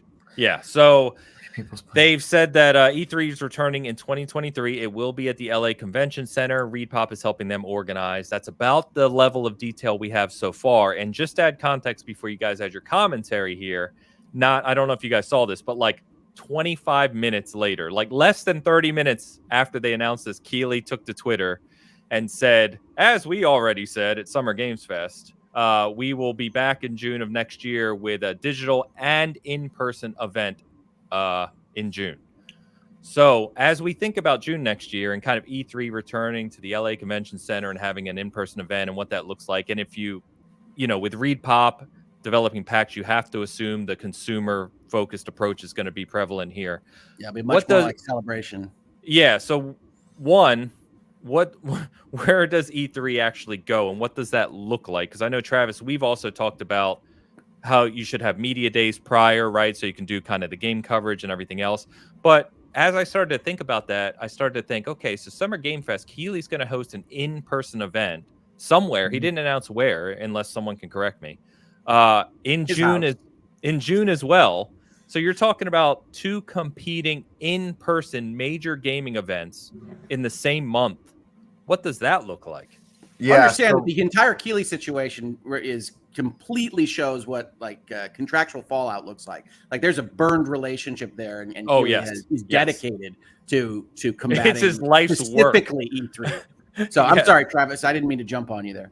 No, all good. That's a good context to add. I was just going to say that like this has happened before where companies have announced, hey, I'm going to go do my own show at the exact same time that E3 is. And it ends up sort of being part of E3, at least in effect, because it happened with EA and their EA Play event, right? That it's just it's a separate show, but it's just considered part of E3. It happens at the same time. I think Jeff Keighley he's in a position where he has to do that too, because E3 is going to be big no matter what, because the ESA is involved. So that means that he's got to have a show around that time when all the developers are in the same place at the same time in LA where he's based. So I think that that will essentially make it kind of part of E3, even if he doesn't want to, because that's got the biggest brand and influence, even if it's a competing event. But yeah, my main concern with this is that I just don't want them to forget that they're a convention for developers to meet and talk, and for industry people to cover games and that sort of thing. And that has been. I got to find the anomaly gets great answers Outriders face. What was it, Travis? It's something like. Yeah. So I agree, Hogue, that there is cause for concern, but I'm concerned. They did a better job of straddling the line in E3s leading up to COVID and the cancellation, of basically just packing the weekends with a lot of developer events, and then they had one day where the show floor wasn't open to the public, and then they had 4 days where it was. And I think that model, it was annoying for people who were trying to get work done during that day, and there's a bunch of fans running around in costumes and all that, but they still were straddling the fence of like being both events. And I don't know that a new partner taking care of the setup of the event means that will change. It certainly could, but I mean, as long as their mission is sort of the same, I would be happy with right. that. And I'm saying this not in a vacuum, right? Because before COVID hits, the PowerPoint presentation of what the ESA wants to do hits, right? Those links that I covered on my channel include celebrity activations and fan-facing costume contests, and like page after page after page describing Celebration or describing a PAX. And if the ESA kept that as their goal, because that was their goal. People freaked out about it when it happened, and then COVID happened, and we don't know what the ESA is thinking for the last 3 years. If they just said, and Reed Pop to me's hiring looks like we're plowing ahead with what that was, because that's what Reed Pop does. Reed Pop has a whole page on how they do fancy activations. I mean, like which is marketing speak for, weird stuff that makes sure your brand is out in people's heads. Yeah. And so if that's what the ESA is doing, I mean, I think I think E3 might blow itself up, because I don't think Sony's coming for that kind of stuff. I don't know what Microsoft will do. I don't know what Nintendo will do. So Xbox, not to jump in, Rick, but they're part of the ESA. Yeah, the interesting thing about Xbox is they take advantage of E3 without really being part of E3. Right, they do their shows near it, because they're theaters across the street. So basically, they have signs in the LA Convention Hall saying, "Hey, come check out Xbox at our theater," and then they host their own thing across the street. Yeah, so I mean, but I think you could potentially get even further bifurcation, especially if the Travises of the world find it even less useful. Like, the other side of that coin is, if you blow it out, if you actually resource the crap out of this so that it is enormous, then you can get the media coverage that you want, just out of it being the world's biggest party about this industry that we don't otherwise want to cover at our newspapers. But if we can put it in a week, all right. And so that you do have the possibility of having this Los Angeles giant party, but like, with basically, fireworks and everything else, that would go in a different direction, but could still get you to where, to me, the purpose of this thing should be first and foremost to highlight the video game industry as a whole. And you need to laser focus media that's otherwise not paying attention to any of this on that period of time. What's been missed since this show died 2 years ago is that this summer, while we call it E3, is this kind of meandering drip drop of news items, which you and I and the panel is interested in, but doesn't get that occasional New York Times blowout on 7 things that Sony, Nintendo, and Xbox showed. So if you can get back to that, you're good. And I don't know that you need to make Travis happy to make that happen as much as you need to make it seem like it's a really goddamn big deal. Yeah, that's right. Yeah, I think that's true. You have to get everything together. But the reason that it's been a media focused event is because media people hold the levers of like people knowing about things, right? And so if you do a big event and you invite press people and you show us stuff, then we'll blow up the kind of awareness. And for those who don't know, the ESA, it's sort of like an advocacy group of a bunch of industry publishers. So all of the people that you talk about who might go do a Jeff Keighley event, they have a vested interest in the ESA's event going well. Nintendo's there, Sony's there, Microsoft's there. They're all a part of the ESA. And so it's like them coming together and showing all of their best stuff, everything that they've got, so that the rest of the world who doesn't care about gaming, the billions of people who are not gamers, can see what's going on, and it gets people excited and gets investors excited and gets the industry feeling good. And I think that doesn't really work when you do a bunch of just little piecemeal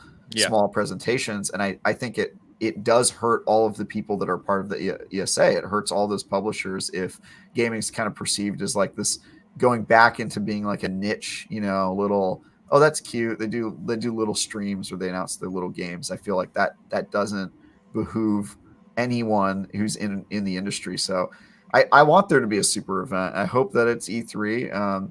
And to Hoag's point, they don't need to make it a press focused event to do that. I do think that they need it to be at least dev focused. I think the devs have to be there and rubbing elbows and meeting and doing all that stuff. I think that's a huge part of it. So I would love it. Yeah, I would love that too. What I'd like to see is, I completely agree with all your guys' thoughts on how they approach this and kind of where that need is. To your point, Travis, I know we've talked about this before. I would really like them to do something where if you're not going to have these major conferences in the same vein, then have your media day be that weekend prior, or even do the Friday and Saturday, right? Still do a media kind of preview event in the same hall with the devs and publishers for 2 days prior, and then do a 3-day, 4-day blowout for fans. I think just keep that separation if you can do both. If you're going to invest in the space, the LA Convention Hall, have the developers there, the publishers, if you're going to have everyone there anyway, why would you not have a media day or two? I mean, that would almost be a guarantee for the devs and publishers to just help get the word out. You want that. It would make no sense not to have that. We'll see. Yeah. If I had a vote, I would have already voted no faith in ESA's leadership. So we'll see what they do. Yeah. I mean, that's fair enough. They've been sort of stuck in their ways for a long time, but maybe this is the wake-up call they needed. We can hope. They're bringing on a third party to help run the show. I feel like that's kind of a good sign. It means that they know their strengths, or maybe they at least are aware of their shortcomings in some ways. So. I just would have been happier with a more standardized B2B conference vendor than ReadPop. That's just me. And yes, so we'll see what pops out. I totally get that fear. I just think it's probably not the game industry style to just hire like a B2B, one of the people. They're good at it, folks. They can make things fun. Yeah. Well, we will see. I'm very curious. Your thought process around what Summer Game Fest looks like, Travis, is interesting. I hadn't thought about it that way before, where Keighley kind of does something in parallel and is therefore takes advantage of E3. I guess what I was thinking, if Keighley seems to have, to Rick's point, a chip on his shoulder, right? I think that arena clear. Contract went sour. Yes, and with that, he's also we've talked before very clearly about Summer Game Fest and Video Game Awards being sold as announcement shows, right? To a fault almost. And with that being the case, how does he attempt to kind of pull some of these major announcements away where E3 is known as the location for that? Or to your point, are the main publisher conferences and Summer Game Fest the announcement headquarters, and E3 is just a show, just a show, go hang out. So anyway, it could go either way. It could go many ways. I'm just very curious to see how this all comes together in the end. Yeah. So be interesting to watch. I will tell you that anecdotally, I can tell you that just people talk about E3, like, do you need E3 and E3's weight? Does it still carry weight? I've already talked to tens of people that are ready and booking travel because E3 is coming back. Yep. So I fully expect there to be a lot of people that still have this, I want to go to E3 kind of mantra. I think a video game party is important. I've said it doesn't matter to me whether it's E3 or whether we call it E3 or what have you. I don't give legal advice in these streams, of course, but I would in real life advice, just maybe not spend a high amount of money based on an ESA promise. Yeah. Get a little closer. And don't let the ESA have your details either. Yeah. Yeah, for sure. You can have Travis's details. They have mine too. They leaked mine as well. Dude. Yeah, but I got mail over. Did people reach out to you?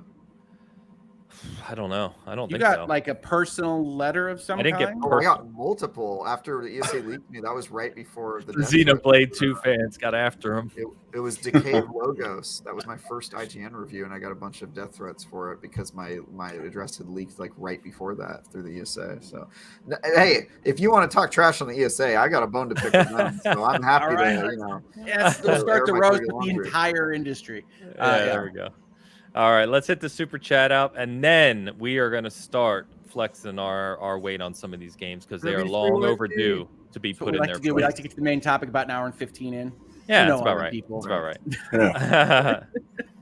Game Positive, $6.99 Canadian. I don't know what's more exciting, E3 2023 or Ainge's open house party in LA 2023. So this is a running joke right now because I was talking to the crew at Season Gaming in our Discord, and I typed out that if E3, like we were just saying, if it does come to fruition, it is a big game show, et cetera, we'll make plans, go get a house, all that. And I typed all that, and I said, I'll organize it. Happy to do all this for everyone and whatever. And I put that in our open chat instead of the Season Gaming chat. So quickly, everyone's like, "Oh, open house party at E3. Ains is paying, and we got this. It's good." I'm like, Wow. "Oh man, that was a Ains' mistake." palatial LA rental. Yeah. So if you were in our open chat and thought that is what's happening, I'm here to tell you I'm sorry. It was an overpromise, and it's going to be an under-deliver situation. Beautiful. Yeah. All right, guys. You know what? We're just going to jump right into it because I'm tired of these games getting so much positive press. Wait, pause before that. I do want to announce the winners of our giveaway. We gave away 2 full-price games of your choice, any platform this week. Thank you for everyone who entered. Thank you for everyone who gave us positive reviews. I want to announce that the winners are Martinez Mostly. These are their Twitter handles, obviously. Martinez Mostly and Cardiac Drop. I will reach out to both of you by DM to congratulate you. You can tell me what game you want. We'll hook you up. But thank you. Are we risking Cardiac Drop a heart attack at all? Hopefully not. Hopefully he's a healthy individual. He gets a cardiac boost from. Okay. All right. Good. Yeah. We want your hearts working out there in Gamerland. Yeah. So you say Mostly Martinez was one of the winners? Yes. That guy's in my DMs. This is a cool dude. There you go. There you go. So as always, just entered everyone into the RNG. We don't play any favorites or anything. So let me know what platform, what game, etc. I'll hit you up. But thank you, everyone. Appreciate you participating and sharing and everything else. All right. Now, you know what, guys? We're just gonna start. This damn trilogy has been getting praise for a long time. We've had internal debates about it. Regardless of what we think is maybe the best entry, I'm going to start with the Mass Effect trilogy because I want to say right out of the gate, I was thinking about this trilogy this morning, right? And it screams of a trilogy where the developers didn't know what the hell they wanted to do. No. So you start with Mass Effect 1 and they say, okay, we want to build a space opera, right? A sci-fi adventure for people. And it's very clear they kind of piecemealed that together. Not a lot of good direction or design there. Pretty boring. The combat's poor, right? So then they go into Mass Effect 2, and they're like, we need to fix the combat. There's too much depth here. We need to figure this out. We need to simplify it, fix the combat. So then they pull all the RPG elements they out. needed to bring simpler people into the fold. Yeah, right? yeah. Clearly too technical. So then they wanted to make it simplified. I get you. Yeah, then they oversimplify, right? And they basically make this dating sim in space. You know, you walk around, talk to people, right? Not bad. That's and then, Travis, you're going against the grain here, dum-dum. Yeah.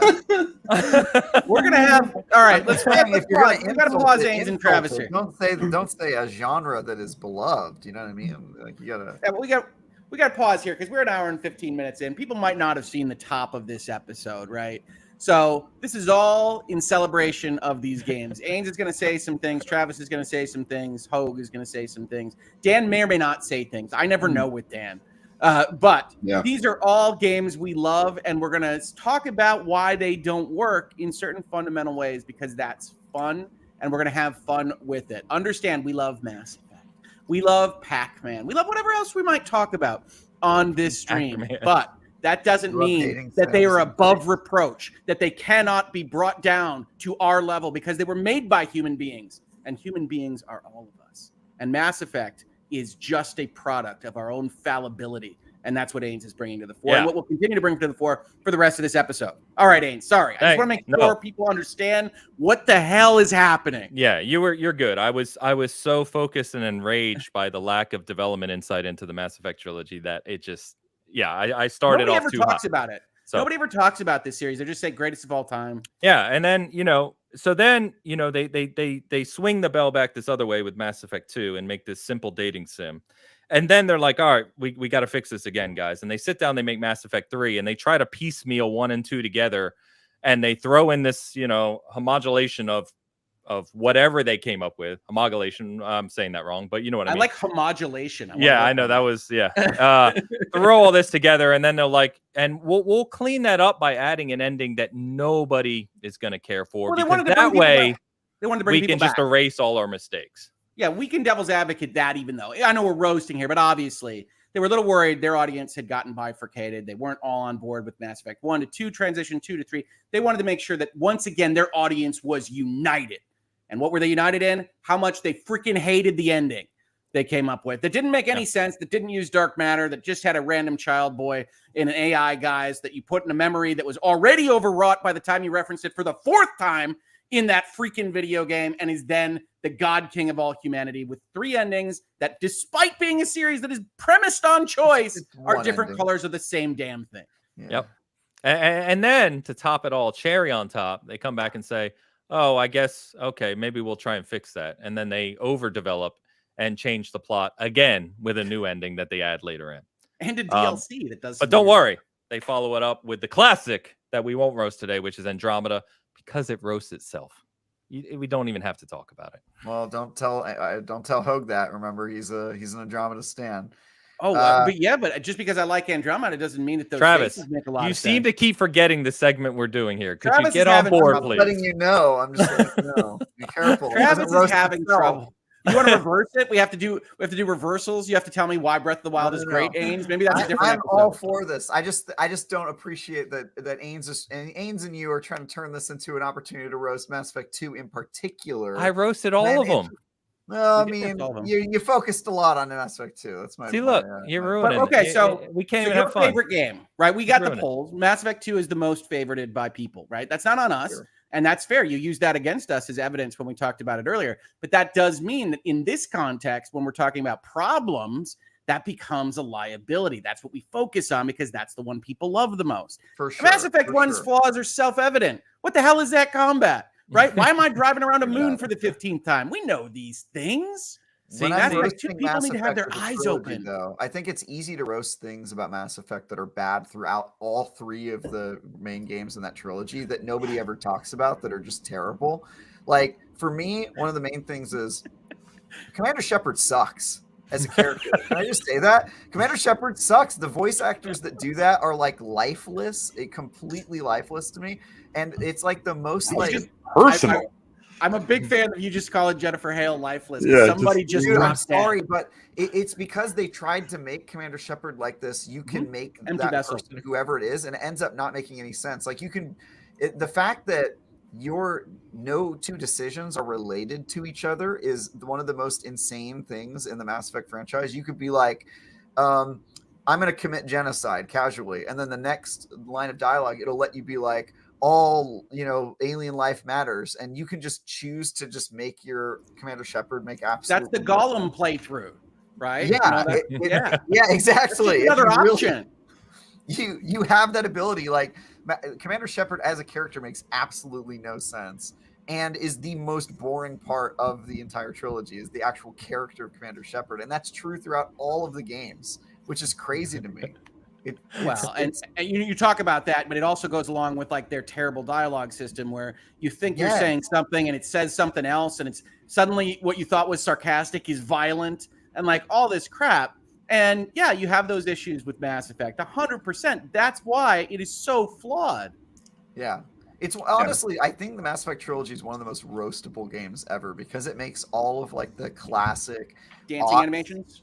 It's got the really bad dancing animation. That's what I was gonna say. Like, Oh, damn, I'm sorry. You took it away. It should have just been a rhythmic dance game and in space, and we would have got so much better. Yeah, dating sim with rhythmic dance. By the way, Yeah, Mass Effect 3 is the one that you should accuse of being a dating sim because they actually added a dating sim as DLC. The Citadel DLC is straight up like, here's all the characters. Now choose the one you want to get with, and it's an entire DLC dedicated. It uses like almost the entire playbook from every dating sim I've ever played. It's kind of crazy, and it was also obviously my girlfriend's favorite part of the Mass Effect franchise was that it was a lot of people's. I mean, that was aggressively give the people what they want. Just exactly. It was we're sick of cupcakes. It's exactly what I just said. They got confused about direction throughout the whole series and kept changing course. Agreed. Yeah. Well, and those are the flaws of Mass Effect. Yeah. There you go. Yeah. But they don't piss me off as much as Final Fantasy VII. You got to be freaking kidding me, Ains. You get the hell out of here. Final Fantasy VII. Let's do We it. are here to roast. Oh, I could take Final Fantasy VII down a notch. Yeah. For It sure. took a beloved, legendary IP, Yeah. kind of, like Final Fantasy, and brought it beloved and legendary before 7 though, was it? and brought it on the PlayStation 1, added this cyberpunk bullshit aesthetic, Steampunk, whatever you want to steampunk, call it. let's get it right. It is They completely went away from the whole fantasy aspect and just destroyed everything that made Final Fantasy special. I like this segment, Travis, because it's so funny. Because just like you were doing in the first segment, it's like, oh, I have knee-jerk responses to like everything there. But you know what, Ains? You bring up a good point because Final Fantasy VI has some of the most detailed pixel work that you've ever seen, and it was thrown in the bin to have freaking club-handed people try to fight a giant corporation in 1990s CGI. All right, where you have to wait a beat before the camera swings around with all the awe-inspiring motion of, oh, look, we can turn the camera up.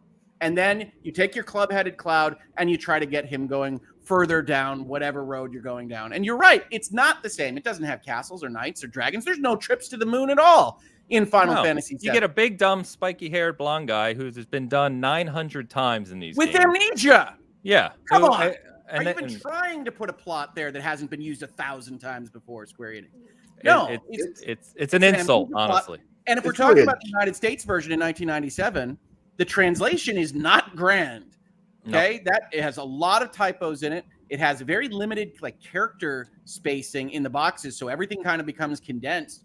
And you know, while the train we on don't make no stops is amusing, it also features some fairly interesting stereotypes of racial characters within the Final Fantasy environment. It's not even specific just to Final Fantasy VII. And I will go a step further on you guys. I will say I agree with all of the criticisms you have of Final Fantasy VII, and then I will, on top of that, note that people often say Final Fantasy VII is the best, and I would say, yeah, probably is close up there. And guess what? I still think it's not that good. So there you go. That's how I feel about all the other Final Fantasies. Is I think lots of them are overrated. They're old people like them because they did a cool thing when they were a kid, and a lot of their games are irrelevant, nonsensical stories, unbelievable characters, unlikable protagonists. I think the Final Fantasy franchise gets way more credit than it deserves. Now, we were going to keep these roasts to true statements, Travis. Unlikable protagonists. All right. True statements. It's true. The whole series. I think if you took a poll of what is your favorite Final Fantasy, I think 7 and 10 would both be at like the tops of like general. 6 is going to win that poll. 6 is going to win that poll like 90 times. Do you think 6 will win? No, 7 wins, 6 gets second. I've done the poll. I mean, it's also, you have to keep in mind who your audience is. I think if you ask like a really wide generic audience, you'd get 7 and 10, and it's for the exact reasons that you guys know, which is that those were the debut games, the tech demos, consoles, and they're the games that people know. They weren't even good tech demos. Ignorance. But they were, because they were the debut on those consoles. So you missed the joke. It's okay. It's all right. We'll keep moving. Oh, I get it. You're saying that they're bad. It's too easy to get Travis back to like an actual critical conversation. I love it. Yeah, I love this. This is fantastic. Obviously, Final Fantasy, one of my favorite series of all time, probably my favorite series of all time. Yet, Travis makes great points. It's obviously very difficult for modern audiences to engage with pre-7. I've talked to people about 1 to 6. That's a tough sell, however I might feel about them. And yeah, 7 is a weird story. It is an amnesiac about an alien in a world that's alive, and none of that is actually described to you in a linear way. So it is tough. It is.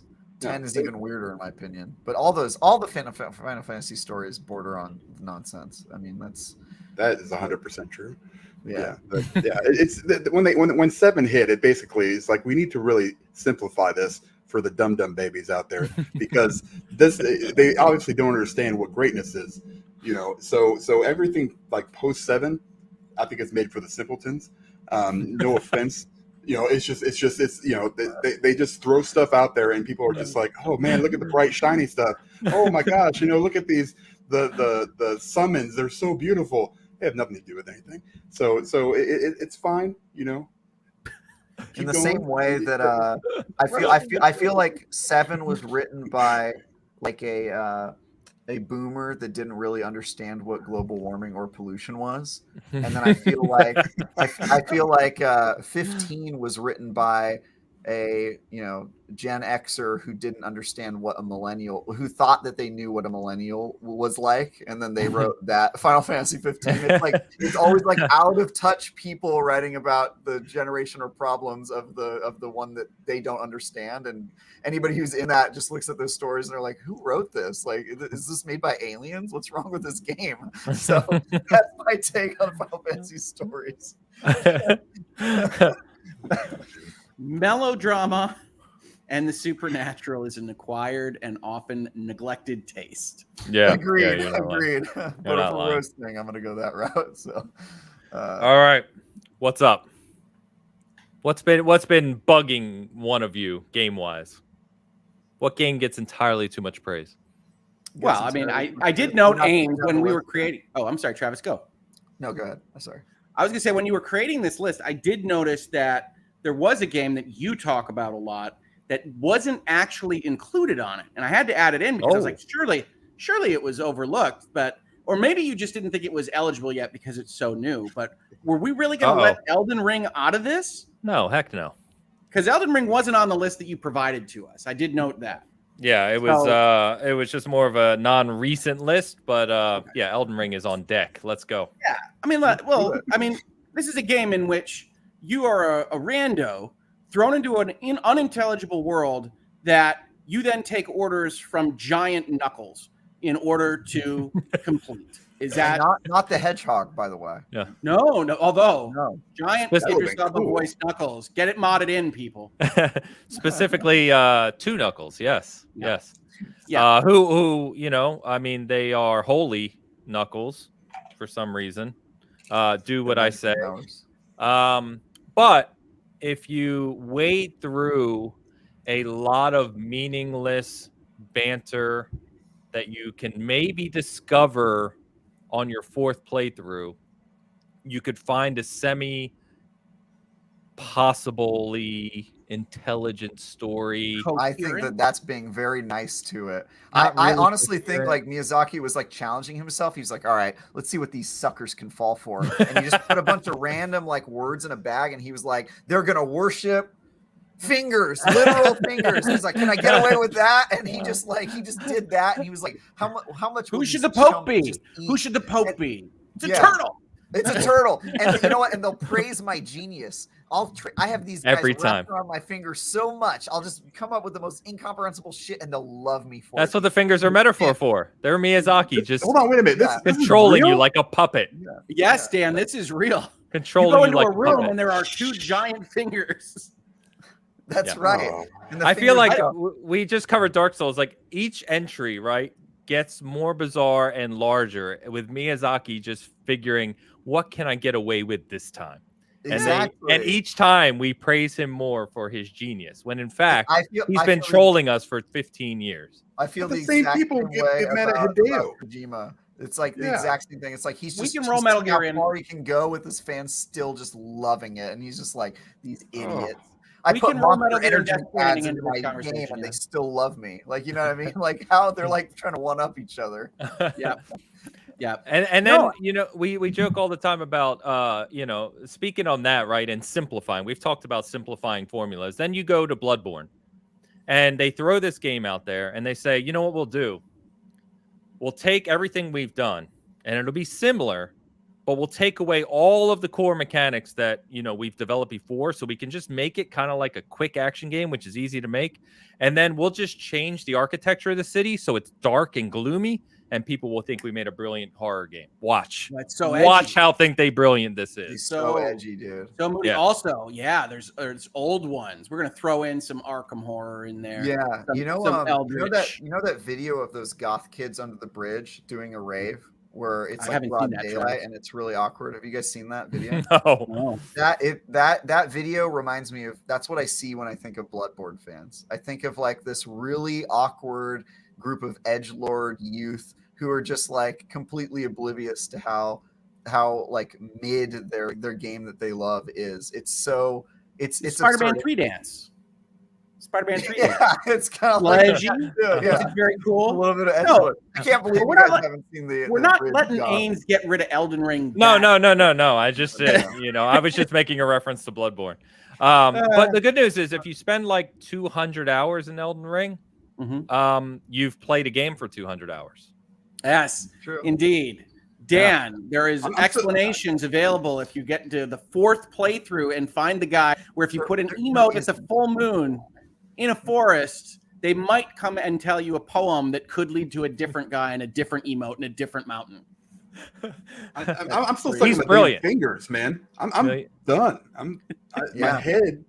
No, dude. Well, they it's keep that terrible. door from you. They don't want to see. That's the other thing. They don't even have the pride of product to actually show you how weird and off-putting they are at the start. They instead use kind of grail imagery and say, "Hey, you guys know like King Arthur and stuff, right? We're going to keep this door closed, right? You've seen some stuff about finger maidens and things, but that's just a statement, right? That's just a title. Don't worry about that." And then after we think we've got you, because we're not otherwise bold enough to put this out in front of you to the start, we're going to open that door. And then you realize that we are, in fact, the puppet masters with our hand up this castle's, rear entrance. And now you're looking and taking orders from, as I was rightly commented on in comments, 3 knuckles, 2 fingers, as you try to figure out what the hell you just got yourself into.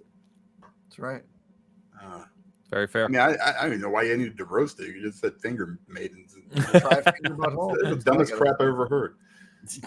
And I've played Metal Gear Solid 5 for 300 hours. That's Now Metal Gear Solid 5. yeah. You want to talk That's about another game something I else? could roast. Where it's See, at least Elden Ring had the pride and purpose to finish their product, right? Hideo just screwed off and decided to make a game about walking along with Norman Reedus rather than actually finish the thing he just going to charge you $60 for at the time. right. Oh, So- is that the thing that he wrote, directed, co-wrote, produced, co-produced, that he lets you know about every 8 minutes? Metal Gear Solid 5? Yeah. Well, you need to have the credits. You could forget that it's a Hideo Kojima production written by Hideo Yeah, Kojima. and then you would like it less Kojima. because Yeah, his name you is might forget that. most of the reason that you like the game. It's his Yeah, name. Although to Metal Gear Solid 5's credit, it didn't actually accuse Hideo Kojima of assassinating anyone. So that is an improvement over the actual real world. Oh, Shinzo.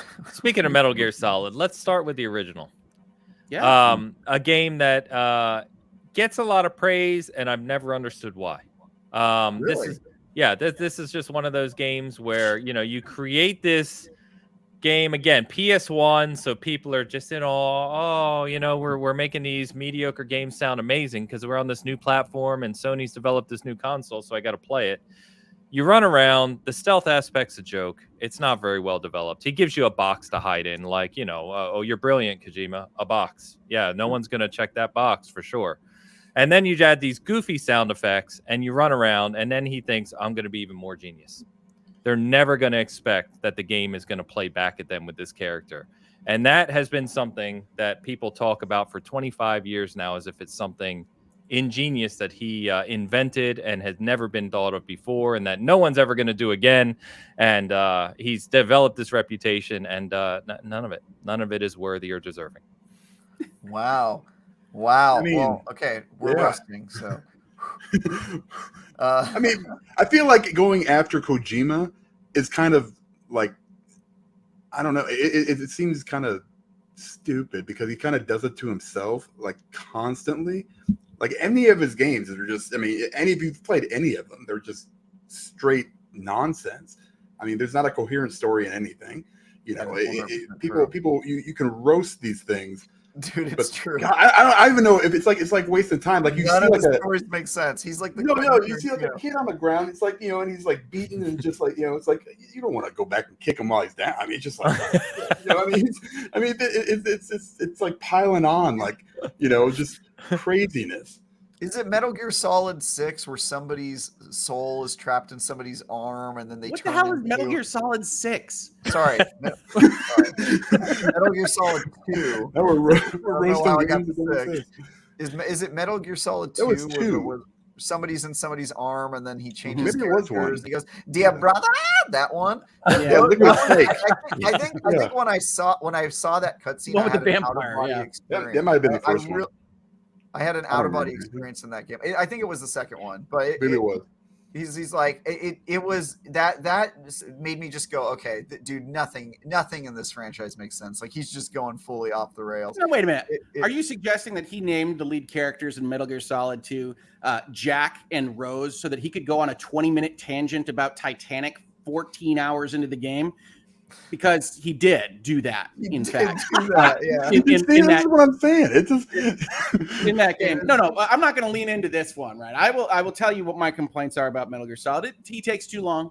The cutscenes are over long. He really loves stock video. If you want to see a lot of nuclear explosions, Metal Gear Solid is the place for you. You will find them in gray. You will find them in color. You will find them probably animated, I think, in some of the PSP aimed games. And overall, I think my biggest complaint about Metal Gear Solid is just it's not long enough, right? I mean, like he just didn't give enough content in there. Could have been more, could have been better, could have been more fulsome. And yeah, I mean, how are we supposed to take fighting a vampire, a ridiculous notion at the same time as you might otherwise be fighting totally normal things like bipedal armored mechanized platforms? I still remember Metal Gear Solid 5 because a whale. I don't even know if I got to a whale. It's in the intro.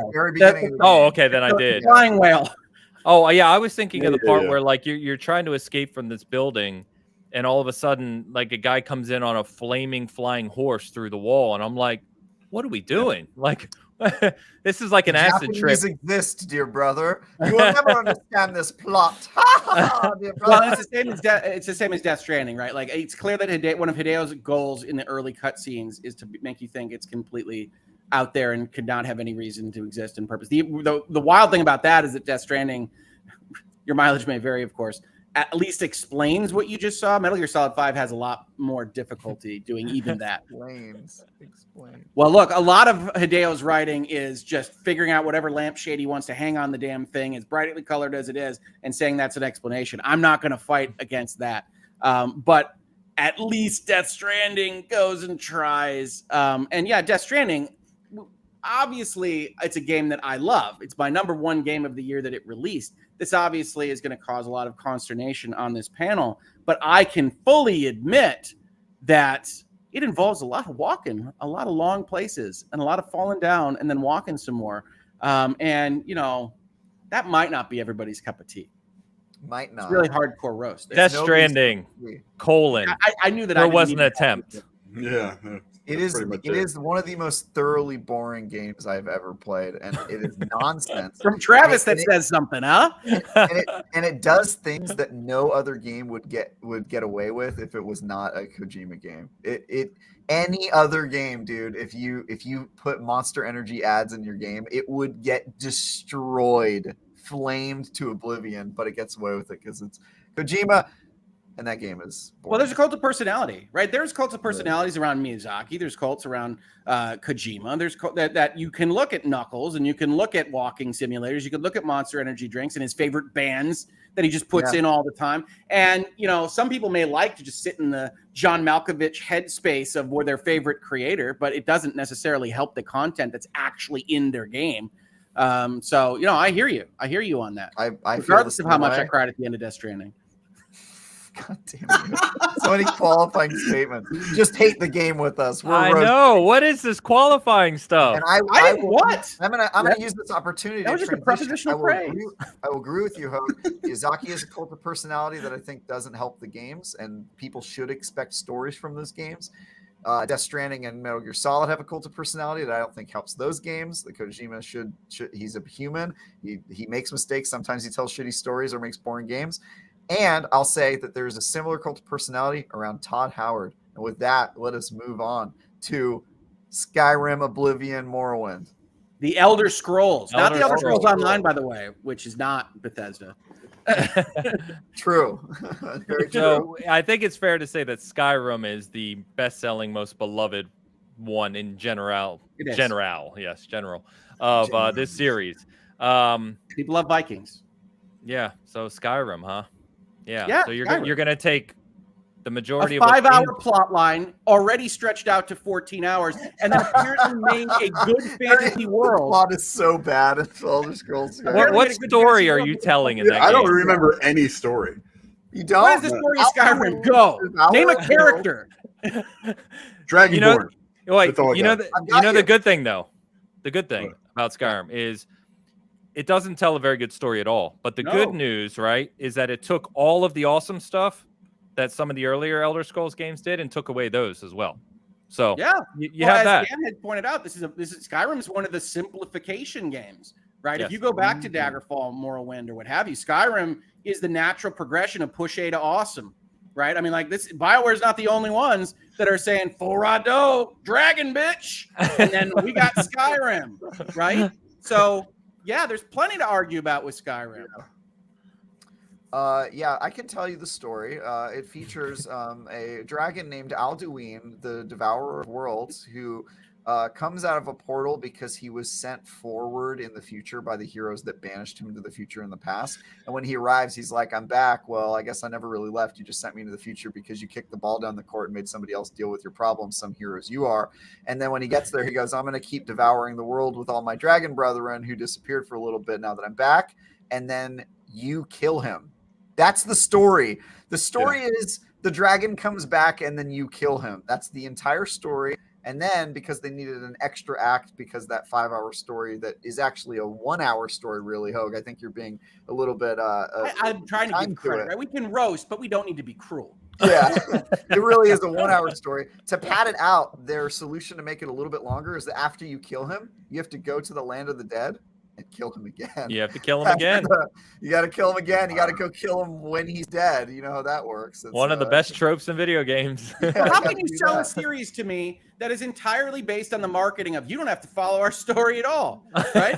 All of the things in Skyrim are like, you know what? Actually, we'd advise against it. Shouldn't. You see a hill over there? Yeah. But how many times have you guys bought it? That's the problem. Because they can't, seem to stop releasing it in various forms on various consoles and different. It sounds like I need to roast the market, right? Yeah. It's like, market, come on. They're drug dealers, all right? They're going to do what you let them do, okay? So when they release Skyrim the 14th time, think about this. Consider it. You don't have to do this. Consider not buying it. Yeah. I don't. Yeah. I know. I have a theory that Todd Howard was like, you see that mountain, you can climb it. Maybe you should climb it. Maybe you should do anything except for play the story. Please get distracted. Our environmental artists are the tops, and we also have rights. Yeah. Now do everything you just did as a vampire and or werewolf. Because wouldn't it be more fun if you were a vampire? Again, distract the player from the lack of what we've created here. Yeah. Elder Scrolls, including the Elder Scrolls Online, which I started out by saying is funny, is almost an entire masterclass in distraction. Yeah. I mean, like it's like don't ever focus on any of these things too much, because if you were to just really laser focus on any one thing we're doing, you'd probably realize it's maybe discount store versions of the things you actually like. But if we do those 50 times, that, oh, you play the card game, oh, you join the Fighters Guild, oh, you do this, oh, you do this, there's a mountain over there. So whatever the hell Travis was saying about time traveling dragons, it's all in there. And nothing is fully baked. But if you give somebody a bunch of rotten bread, maybe that counts as a full sandwich. The Elder Scrolls is really a hometown buffet as a game. It does a million things, but it does none of them really well. It just except for the rolls, it has really good. People are so impressed by the plethora of the buffet that they're overwhelmed and they're like, "Wow, this is the best thing I've ever had." But if you actually look at, you're eating like the worst pizza and the worst pasta and like just these garbage foods. But there's so many of them. You have so many options that it must be a great experience. That's Elder Scrolls in a nutshell. Get excited about Starfield. And speaking of games that sell themselves to you 40 times and are just known for their breadth, Grand Theft Auto 5 is on this list, I saw. Right? Grand Theft Auto 5 still making a ton of money for its parent company, Take-Two, and Rockstar. And they just recently, of course, abandoned their other games because, and I'm not kidding on this, the other game only sold 45 million copies to people that otherwise might want to play it online. And honestly, that's just not enough money for us. So we're going to continue to sell you shark cards, I believe I got that phrasing right, while also introducing the world's worst 7th graders social caricature of what politics and commentary actually look like. But we're not even going to do that in a fulsome way. We're instead going to separate that into 3 plot lines so that nothing makes sense. But if you want to burn things down, you can without ruining the reputation of the characters we're going to try to plausibly tell a story with. And we're going to sell it to you as many times as Todd Howard wants you to buy Skyrim. And please buy your shark cards here. Yeah. Yep. I'm convinced that GTA Online is a pyramid scheme. I don't know how, but the model. Yeah. The fact that they're selling me shark cards for this long, something, mark the words. Somebody is going to prison from Rockstar in a couple of years, and it's going to be like there was a great fraud. We don't know how he did it. He pulled off the scheme. An Enron-like collapse is a coming. Something is sus about that whole business model. You have to admit, like when it's number 1 again for the next quarter, and you're like, all right, how many gamers? And it's like, well, there's just more 18-year-olds. It's like, okay, but like it's in the top 10 every quarter, always, forever. It doesn't matter what Rockstar does. They sell you a cowboy game. Grand Theft Auto still in the top 10. They sell you god-awful remasters. No, doesn't matter. Grand Theft Auto in the top 10. Those god-awful remasters actually cancel other projects, as have been leaked out, because they're so crap at making games now, because they made that one game 10 years ago and just keep selling it to you again. Doesn't matter. Top 10 again. All right. Who the hell is buying this stuff? I don't know if it's a Ponzi or pyramid scheme, Travis, but, it could be money laundering. What the hell is happening here? All I'm saying is in 20 years or so, there's going to be a Panama Papers-like release. And people are going to be like, wow, that GTA Online is all smoking mirrors. The FBI PowerPoint of where the money went and how exactly when you help Gay Tony build his nightclub, that was actually money going to Contras somewhere. I don't know. It's a reckoning's a coming, Hogue. We're all being played for fools. For the record, this has been a disclaimer that these are not allegations of any wrongdoing by Rockstar, Take-Two, or any other subsidiary or parent companies. Thank you. Thank you for that. Appreciate that. All right. Pause to catch up with some super chats. Oh, take a breath. Also, a friendly reminder while we catch up on super chats that we love all of these games and we are not toxic personalities. We are simply having fun seeing if we can take down our favorite games. Yes. This has been What's Wrong with Your Favorite Game? What's wrong with your favorite game? Yeah. Yes. I saw a couple of people in chat like, oh no, like, getting offended. Like, no, read the header there. This is for fun. Yeah, once a year we need to do this just to blow off some steam. We're very generally positive people. Make it obvious. Yeah. All right, Gio Rio with the 10 euros. Please roast Elden Ring, Arkham Asylum. Check. We haven't done that. Last of Us, Mass Effect 2, etc. Don't worry. Batman and Joel and Ellie are going to have their day. Yeah. Don't worry. That's right. Arkham's on the list. Yeah, we'll get to it. Thank you, Gio. As always, appreciate you. This is an older one, so sorry about this. Oh, I'm still sneaking into that house somehow with a $10 super chat. He's referencing my Fantastic. E3 house that I advertised in our nice. open chat. As soon as I get that address, I will be sending it. I'll send you an address in LA. Don't worry. Yeah. Thank you. I can just think where that's going to end up. Yeah. Not just house. Make sure If you it grab says your it's in scooter. Skid Row, just ignore it and continue on. You'll make it. Yep. Bizzle, Oh, thank man. you, man. Okay, Roketsu? Is that right? 86? Ketsu, 86. Okay, just popping in real fast between a couple of chores I'm doing this morning to say I need to hear Hoag's takedown of Chrono Trigger in the video on demand later, or I'm going to be sad. Well, thank you. Preternaturally precocious teenagers are the only saviors of the world with a time travel device that seems to be created by the janitor from Scrubs and his overly precocious daughter, while adults do nothing except destroy the world as you bring in not just cavemen, not just futuristic robots, but a freaking vampire into your party. Who the hell had tone control on this game? That's well very played, good, Hoag. sir. I love That was epic.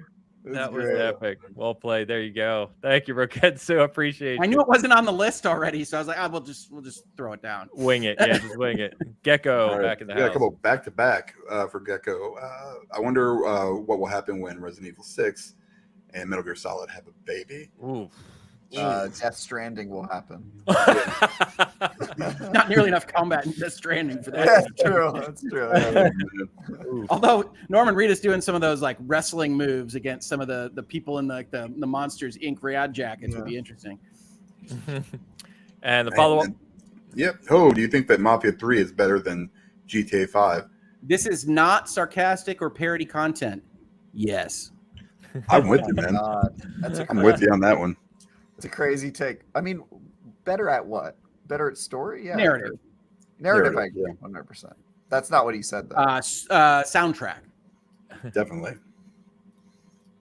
Oh boy. All right. That's super chats. That's Thank pretty you. good. Yeah. Mafia 3. Okay. All right. Why don't we talk about a little game called BioShock? Why? You know? Yeah. Oh, exactly. I mean, this is a series that when you look up like pretentious in the dictionary, you know, you in many dictionaries, at least in 2022, you see a picture of Ken Levine. Yep. And Ken Levine on display in BioShock 1 and Infinite in particular of just trying to tell a story so far above their weight as their a capabilities. Their capabilities. Yeah. And the reflection of these concepts. And kind of mixing that with a pseudo horror first person something that has a lot of vending machines. Why are there so many vending machines? Broken down society. We played it a million times. Dystopian. Yeah, it's just. But it's underwater, guys. I know. There's a fish out the window. I get it. Also, I read this book in high school and I kind of remember a little bit and I thought it was dumb. So here's the game. Here's the game version. Atlas shrugged. Didn't like it. Not a fan. Here's my takedown of BioShock. I played BioShock the remaster. I think it was like the 20th anniversary or something like that. Yeah. 10th anniversary. The resale. A lot of these are resold. Resales. Yeah, resold. And in that version, they put these reels everywhere that you can find that have clips of a documentary where you can watch, and they're talking about how they made BioShock in them. I reviewed the game, and so I had to go and find all of those reels. And I effectively, because of that, watched a 3-hour documentary about the making of BioShock in clips while I was playing BioShock, which is the most pretentious way to watch a documentary, is by hiding it in your game that is hailed as one of the best games ever, and then making them replay it in order to watch the documentary. But that's how they delivered the documentary to you. In it, they reveal that BioShock is basically a comedy of errors wherein, because of budget constraints and lack of development capabilities, they fell into a game that people loved. And a couple examples include the fact that the game is set underwater because they originally wanted to do it in space, but their technology was so bad they couldn't have the draw distance of space, so they put it underwater. That way, when things are blurry and murky from far away, the player will just go like, "Oh, well, it's water, so you can't see through it as well." And that it literally, that's only one example in millions of examples. Like, they fell upon the story. They were trying to figure out, well, why would somebody build a city underwater? This doesn't make any sense. And then they basically were like, well, maybe it's like a super libertarian. I don't know. And they sort of made up the story after they had already developed the game and the setting, which if you think about that, like, they just accidentally made that. And then also, that's why it's so superficial. It's super superficial. And then in a lot of the cutscenes, it's clear that they had a lack of technology. They don't let you meet any characters in person. You know, you're always talking to them over the radio. And in the one part where you meet somebody, she's like in silhouette behind a piece of glass, and they actually used a splicer to represent her. And in the documentary, one of the creators goes, well, we didn't have the technology to create an own model for a character, so we just used a splicer and we cast her in darkness, and we figured, maybe people will think it's noir. That's literally what they say in the documentary. And that's literally what I thought, because I was a stupid high schooler, and I thought, it must be an intentional decision. And no, it's right at the stupid high school level. It's aimed directly there. It was for you, Travis. And it worked like a charm, but I will say that BioShock, you fell into a game and got super lucky, and that it came out to be one of the most beloved games of all time, because there were a million things that it had nothing to do with talent. You accidentally made a great game through a comedy of errors. So that's what I have to say about that game. A non-roast from Mr. Tie Guy. That's a roast. That's a roast. You accidentally made one of the most beloved games I've ever made. Accidentally is the key word there. Look, BioShock builds off the shoulders of betters. It uses the name of better games. It uses the ideas of better games, and honestly, more well thought out concepts from both socio-philosophical and political ideas. And yes, I said both for 3 things. It's all right. And it doesn't provide anything in terms of additional or new gameplay. It's like 80% of a good first-person shooter with 50% of good philosophical ideas, but all with the pretension baked so heavily on that you're like, wow, that's deep. What if we did throw off the shackles? Would we all die if giant submarine men and the little girls with worms in their heads came and killed us? I think we would. Wow. And with bifurcated endings that are all good or all bad, that don't mean anything, so that at the end of the day, all you have is all the creative juices that went into naming something based on Ayn Rand, Andrew Ryan. Nailed it, folks. Knocked it out of me. Yeah. A little bit on the nose on that one, guys. Gotta say, yeah. I mean, it's like you said, it's Ken, man. I mean, he's like the Christopher Nolan of video games. So super pretentious.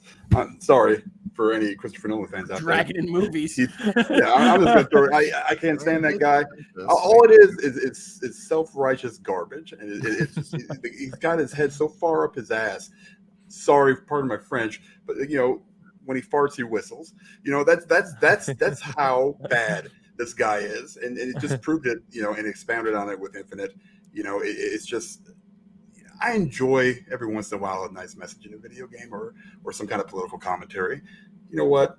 There comes a point where it's just like, hey, look how smart I am. Here's my video game. And that's what BioShock is, unfortunately, for most people. So it is a shame. It is a shame. It is. It is. Yeah, I actually have a friend whose favorite game is BioShock, but he doesn't understand the story at all because he's really stupid. And so to him, it's just a game where you have a gun in one hand and powers in another. And he's my favorite BioShock fan because everything goes over his head. He's never read Ayn Rand. I don't think he's ever read a book. And he just plays it and he sees it only at face value. He's like, it's cool. I like those big submarine guys that you have to fight. That's like his whole perspective on it. And talking to him about BioShock is so funny because I'm like, oh, you sweet summer child, to be in your head and just enjoy it and have no ambition for it having any meaning beyond just, I like shooting lightning out of my head. That's cool. Yeah.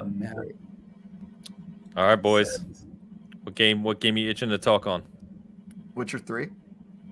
Witcher 3. We gotta hit Witcher 3. We gotta hit Witcher 3. I mean, obviously, you're talking about a game that requires institutional knowledge of two games that came before that were even worse than the games we're going to talk about today. And books. We're going to talk about a primary character whose best attribute is that he seems to be over this shit, and you should be too. The entire game. With kingdom names that are so Byzantine and unfigure-outable that you won't have any idea where you're standing on the world map or the second equally large world map by the time that you get done reading that lore entry that was also written for apparently length and doesn't use paragraph breaks. This is Witcher 3, ladies and gentlemen. And if that all sounded good to you, well, we haven't even started talking about combat that involves you dancing around like a ballerina, not just at the start of the game, but through the entirety of its 150 hours if you want to see really just the main stuff in this overbloated Ubisoft mess of a fantasy game that doesn't include any normal fantasy stuff. Where even is Poland? I don't know.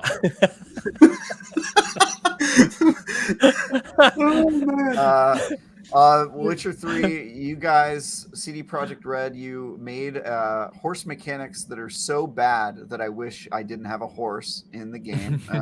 You make Skyrim's horse mechanics look good. God, Travis, easy. Yes, I'm going on. You named your land the continent in a move so removed from any creativity that it makes Middle Earth seem like it's an interesting name for a place.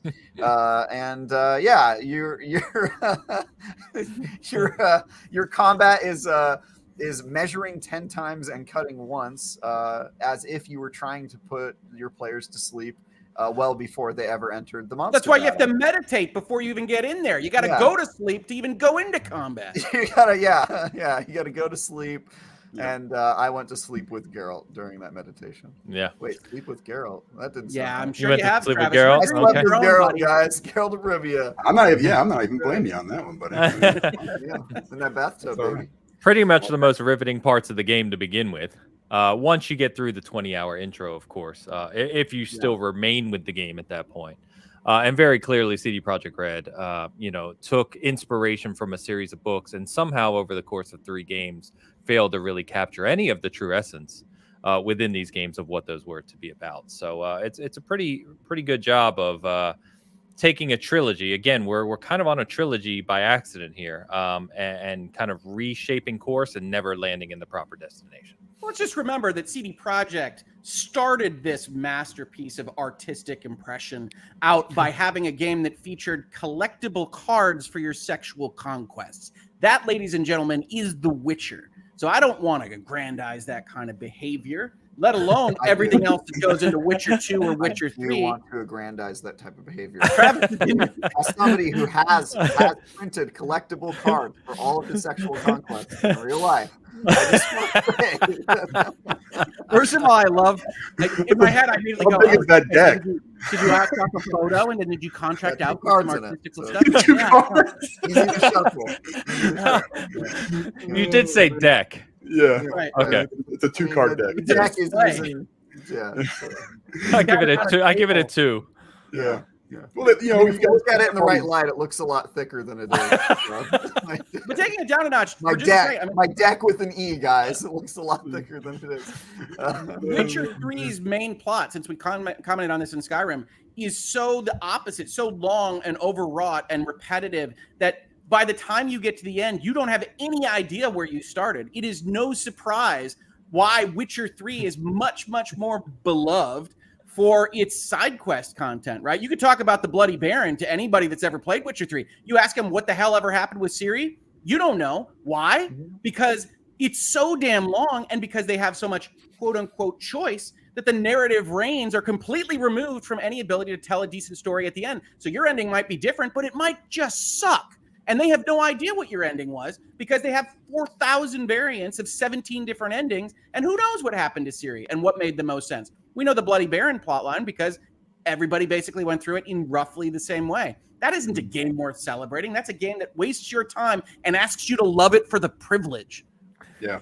And then they added 2 DLCs, which are mostly longer than pretty much any other single player game out there. They really are. And here, we gave you all this crap. Here's some more, and it's just as nonsensical. I still don't remember any of it. it's just got to the point. You're right, Hogue. I mean, I don't even remember what happened at the end of The Witcher 3. I mean, I do remember the Bloody Baron though, because it was, that weird Ice boats, Chosen One girl, Rey Skywalker, dimensional portals, reference to their Cyberpunk product, credits. Nailed it. That's about it, man. Nailed it. Yep. And sex on a unicorn. Let's not skip over that. Oh, okay, yeah, come on. But that was done by the midpoint of the game, man. We're talking about the very ending here. I feel like I get what you're saying. You're summarizing the ending. Got it. We might as well add the super chat while we're at it from Mr. Sarko himself. Yeah, Witcher 3. Follow along with an ill-tempered homeless man in desperate need of a lozenge and his band of charlatans as they fancy chop and magic stuff. All right, man. That sounds like a box full. That's pretty good. Get that on the Witcher 3. Right. Also, Witcher 2 is better. Oh, Assassins of Kings? Yeah. Well, again, we talk about focus. Witcher 3, Grand Theft Auto 5, Skyrim, open worlds, fantastic, people, but like have some focus for God's sakes. Next, you're going to tell me that Red Dead Redemption 2 has a decent story for God's sakes. Oh, well. Dang. We've talked about unfocused. We've talked about pretentious. We've talked about wasting players' time. Red Dead 2. Yeah.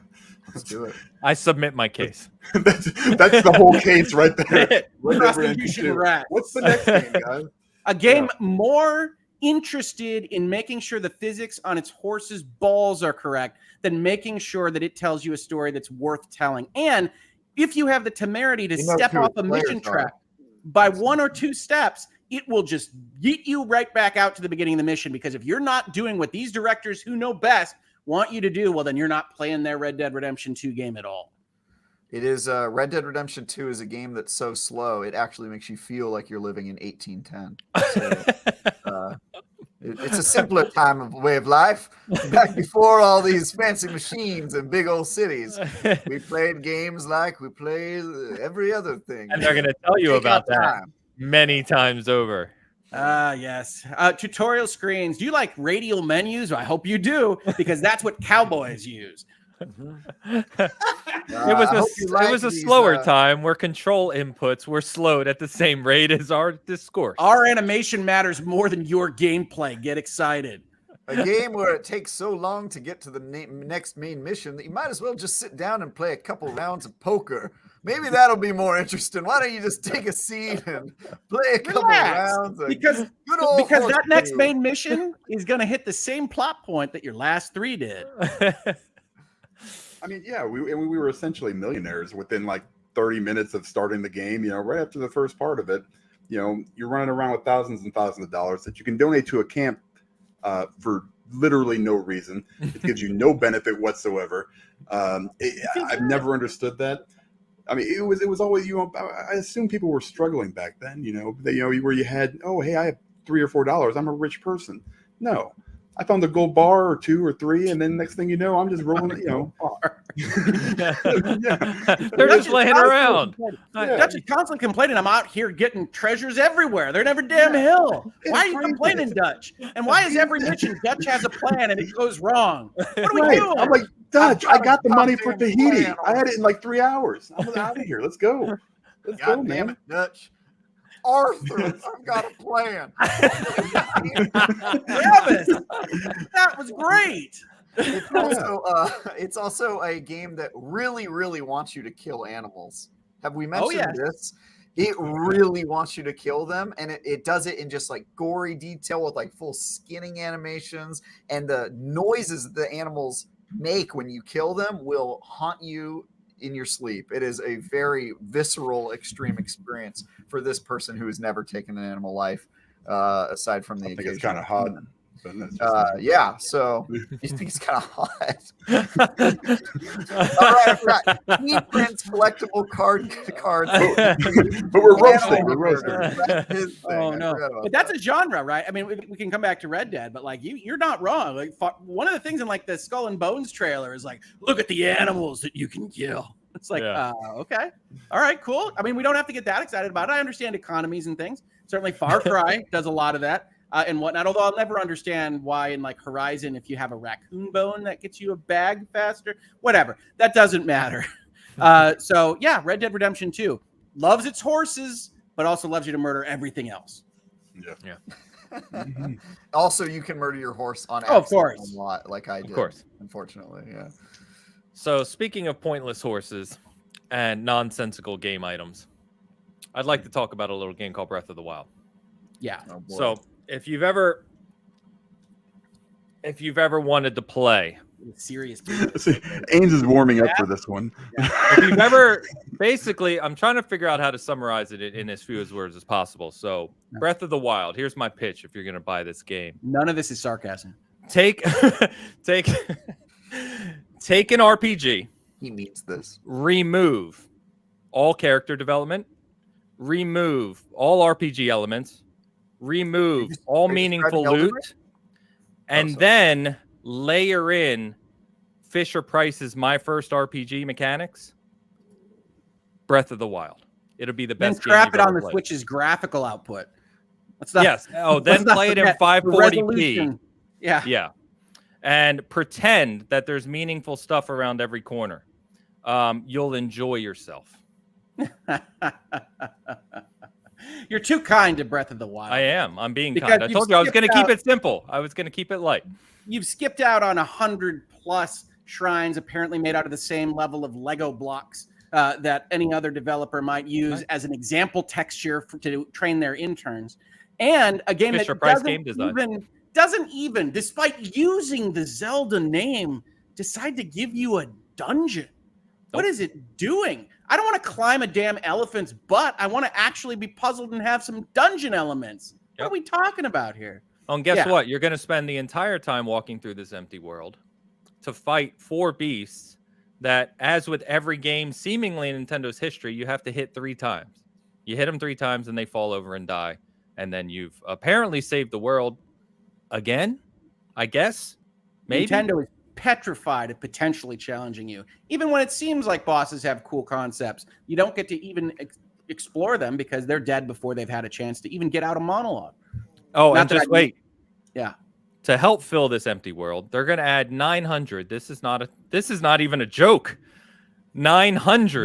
None of what you're saying is a joke, Ains. No, it's not. We all know this. 900 seeds, which if you get all 900 and spend the tens and tens and tens of hours to do that, they give you a trophy of poop. Good. Well, let's not forget that the seeds are what have you necessary. It's a monument seeds to all are- your sins. That's what that is. Let's not forget that those seeds are necessary to increase your inventory space because they've decided to reward the time that you're spending before all those seeds are collected, breaking the shit that you spent your hard-earned time actually finding. And if you don't have enough inventory spaces to even survive any of these environments by finding at least a modicum of seeds, well, then I guess you're out of luck. Here's a baked apple for your trouble. For per usual, Breath of the Wild is, the greatest open world game ever created by Nintendo. And that is really the big caveat here, is that if you're a Nintendo fan, you think that when Nintendo finally does something, it's the best version of that, similar to how you think GoldenEye is the best shooter because it's the only one that you got to play on your Nintendo device.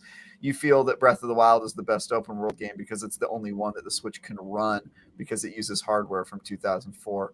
And your game is so bland and boring that the entire community around it seems to be obsessed with finding ways to skip over the entire game by jumping on top of rocks and flinging themselves across the world so that they can get to Ganondorf as quickly as possible and beat the game in 4 minutes. So I do want to issue a warning here because Yeah. as Travis's statement of this is the best open world game made by Nintendo, I do have to remind the people that he is currently reviewing a Xenoblade game. So, hey, I'm not going to say anything on that, but I was speaking with the voice of typical Nintendo fans. They're like, "Oh my god, the Breath of the Wild is the greatest open world game that's ever been made." And I'm like, "Oh right, you've never played a PC. I forgot. I totally forgot. You've never played open world games. I mean it when I say it's trapped on the Switch. It's like, God, it's so hard to even look at, especially after you get used to some of the Steamdeck stuff. That's because it's not a Switch Switch game. It's a Wii U game. Yeah, it is. It is a Wii U game. Made for the Wii U, yeah. Original It stuff. is Or Wii you also U. can play it on the. Can you play that one on the Wii U? I think you Yeah, can. it runs better on the Wii U, and that is not a joke. You can look up the technical analysis of the two. It runs better on the Wii U. That's why the little map box looks like a Wii U controller. Because you were supposed to be holding Yeah, it. Nintendo. Yep. Maybe you should have kept naming your consoles random noises and onomatopoeia. That'll show you. It's the Wii.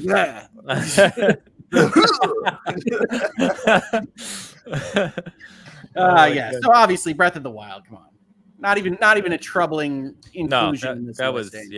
That was. It's just one we had to get off our chest. Yeah. Let me catch up on these two super chats. Oh boy. Pump and House. Can I just take geckos? Yeah. Go for it. Can you guys roast Inside Ocarina of Time? Is that Red Dead Redemption also? Red Dead, yes. He already thanked us because he posted that right as we were doing Red Dead Redemption. So Inside Travis. The wannabe Cannes Film Festival entry of video games. God. It roasts itself. Yeah. That game should have opened with Crying Bear Festival Award winner. You know, like super dumb. I hope you like Limbs Inside. Yeah. Inside, yes. I think we've covered Zelda, unless anyone wants to talk about OOT specifically. I mean, I could roast Ocarina of Time, but who has that kind of time? I mean, Ocarina of Time is one of the highest rated games of all time. So I think the only roast that we'll have, since we've already covered Breath of the Wild, is, hey! Yeah. Actually, how about this for a roast? Before Breath of the Wild came out, Ocarina of Time was the greatest open world game that has ever been created, according to Nintendo fans. So correct. Yeah. There you go. I'll say that as take everything we said about Breath of the Wild and reverse it 20 years. There. Yeah. Done. Hey. It's all you, Travis. You can have this one. Has Destiny been looked at? If Let's go. Volcano. Let's go. This is probably the easiest game to roast, and maybe because I have an embarrassment of riches when it comes to Destiny. But Destiny is straight up a terrible game. I have played that game for like 5,000 hours, and the more I play it, the more I'm convinced that it shouldn't have a following or a fan base or have had any success or sequels or anything like that. I adore the game and play it as much as I have, and the highest I've ever awarded it is an 8, and that's after 7 years. Most of my reviews have given it a 6 or a 7 over the course of its life because it is a completely mid game that gets a lot of love because it's made by a beloved company that made Halo, even though they have yet to do anything in Destiny that surpassed anything approaching what Halo accomplished. And if you try to play that game, you are making a mistake. Take it from me, a guy who talks about it 3 hours every week and regrets every moment of that. You should not play this game. And if anybody recommends it to you, it's because they're trying to make you smell the terrible fart that they just smelled. It's like when somebody smells something terrible and they come up to you and they go, "Oh my God, this is terrible. Smell this." And if you take a big whiff, you are an idiot. You should probably just back away and say, "No, dude, why would I want to do that? That sounds like a terrible time." That all seemed very from the heart. From the heart. Replace the genuine understanding. And if any of you guys badmouth Destiny, I'll kill you. But I'm allowed to badmouth. Destiny, the game that launched as a beta, pretty much. Yeah. I mean, look, I don't have time to explain what issues I have with Destiny. It plays like a beta. Yeah, it launched as a beta. They release a sequel, which resets everything, and then they continue with Destiny 2 instead of making a 3, but revert the opening of that game back to what it was in part 1. That's right. That's Destiny. It's the weirdest because they don't know what they're doing. Yeah. And I see Gecko in the chat saying, "Well, you should play Warframe, roast Warframe." We can't roast Warframe. Nobody has any faces, and it's entirely unclear what the hell is happening at any point in time in either the intro, midpoint, or end game of that game. Also, we said people's favorite games, Gecko. Come on. They can't even qualify on a list that has Pac-Man. There's a reason ninjas play free. All right. What's next? What's next? Well, we said Bungie. Let's do it. There's a series out there called Halo that people seem to like. You can rush 2 companies for the price of 1. Yeah, I mean, we might as well tackle it. Let's talk about a series that is so lost in its own lore that you can play that entire series and still have no clue as to what's actually going on. You don't want to talk about lore. The history of this series was making you wait making you watch B websites in order to understand what was going to go into its second iteration, and then not deigning to tell you a complete story so that they could sell you the conclusion a couple years after the fact. That's Halo, ladies and gentlemen. Yes. And then transitions later in life to a new story, a new saga, which they announce, they set up, and then market an entirely different story, but then change the game entirely from what they marketed prior to the game being delivered. And abandon it. You know what? In a little respect, Ains, that's on us. Time they did that. Yeah, I was going to say, that's not right. That's what I was going to, Travis, you can take it from, I was going to say, you know, at some point it's on us because they pulled that a couple times. They did that a bunch of times. And it's either the world's worst tactic to remove you from spoilers or straight up lawsuit worthy, misrepresentation of their product and false advertising. On virtual legality. On virtual legality. The thing that bugs me about Halo is people treat it like it's this really pretentious, sky in the pie, like great game. And to me, it plays and reads like a game that was made for like frat bros in tank tops with like a fistful of roofies in their hands. Like that's who I think Halo was actually created for and played. Yeah, Xbox players basically, right? Like dude bros who were like, yeah, bro. And I was in a fraternity. Like this is a confession. And guess what? They all loved Halo and they all had LAN parties together. And that's what I think of when I think of Halo. And it baffles my mind that anybody approaches that and goes, wow, there's like substance here. I'm like, really? Sergeant Johnson has substance? Oh, I know what the ladies like. Yeah. Okay. Yeah. This is a great game. Good story. Halo's under attack. Get me my gun. It's good stuff. Yeah, dude. All these lines. Oh, what's the most famous line from Halo? Giving them back their, I need a weapon. You know what I mean? Like all these like one-liners. It's just it's basically finish the fight. Finish the fight is the best. Is the Halo line to me. But that means you have a certain age. Yeah, we're gonna finish the fight because we didn't hear $60 coming soon. Yeah, but in fairness, that's not the only game to have done that because I also hold a grudge against Legacy of Kain Soul Reaver, which we'll put to the side because I don't think that's anybody's favorite in 2022. But it was for a time. Doesn't finish. I'm looking at you, Amy Hennig. Never forgiven. Never forgiven. All right. No, I think you nailed it with Halo. And yeah, Ains, I was just texting you. I think like 10 minutes more, a couple more games. Yeah. And we'll do this again. If you like it. If you hate it, and we just, hemorrhage subscribers, we're going to blame one of us, probably me, and they'll be abandoned, jettisoned, and otherwise keel-hauled and never show up again. So either way, you're going to get what you want. We promise. Yeah, leave us a comment, leave us a chat, leave us something. Let us know if you are enjoying this. We're going to hit a couple more games, and then we can circle back with episode 2 at some point here in the near future because there are a lot more games on our list to tackle. You are going to hear my do your job. Where each of us takes one game and we just comment on it for like 5 seconds and just rapid roast it. Yeah, you can do lightning round. Lightning round of roast. We're going down this list. You've got the list. Do it. Okay, I'll start. The Last of Us, a movie buried in terrible gameplay mechanics. That's right. You made a good movie. That's my one-line roast. Next. Minecraft. This was your idea. Get on board. Come on. Minecraft. We couldn't think of a game. How about you make your own? Okay, we don't have to do it like Boom Roasted, but yes, no. This is my Boom Roasted version of this. Okay, all right, yeah, Minecraft because we couldn't afford the Lego license. Exactly. Super Mario 64 and Galaxy. We hope you like Italian plumbers jumping on random things, and we're not even going to bother to give you any reason for the level design at all. It's just random. Fallout. Here's a cheaper Elder Scrolls in the future. We hope you like Gray. Gray. Resident Evil. Our game is named after an evil house, and that's not even the worst part about it. Fun fact: when I tried to buy that game when it first came out, I couldn't convince the GameStop manager at the time, or I think it was Electronics Boutique, that it wasn't called Residential Evil, and that's all she would call to different stores. And I was like, no. Resident Evil again. Explore this house. Well, that'll only take like 20 minutes. No, everything will be locked, and you're going to make them walk through the same hallway 87 times to get different keys. Oh, This brilliant. is a particularly paranoid family that only used medallions to open their dresser drawers. Pokemon series. What if we made a game that was 100% designed to sell you merchandise? Haha, you loved that for 40 years, dummy.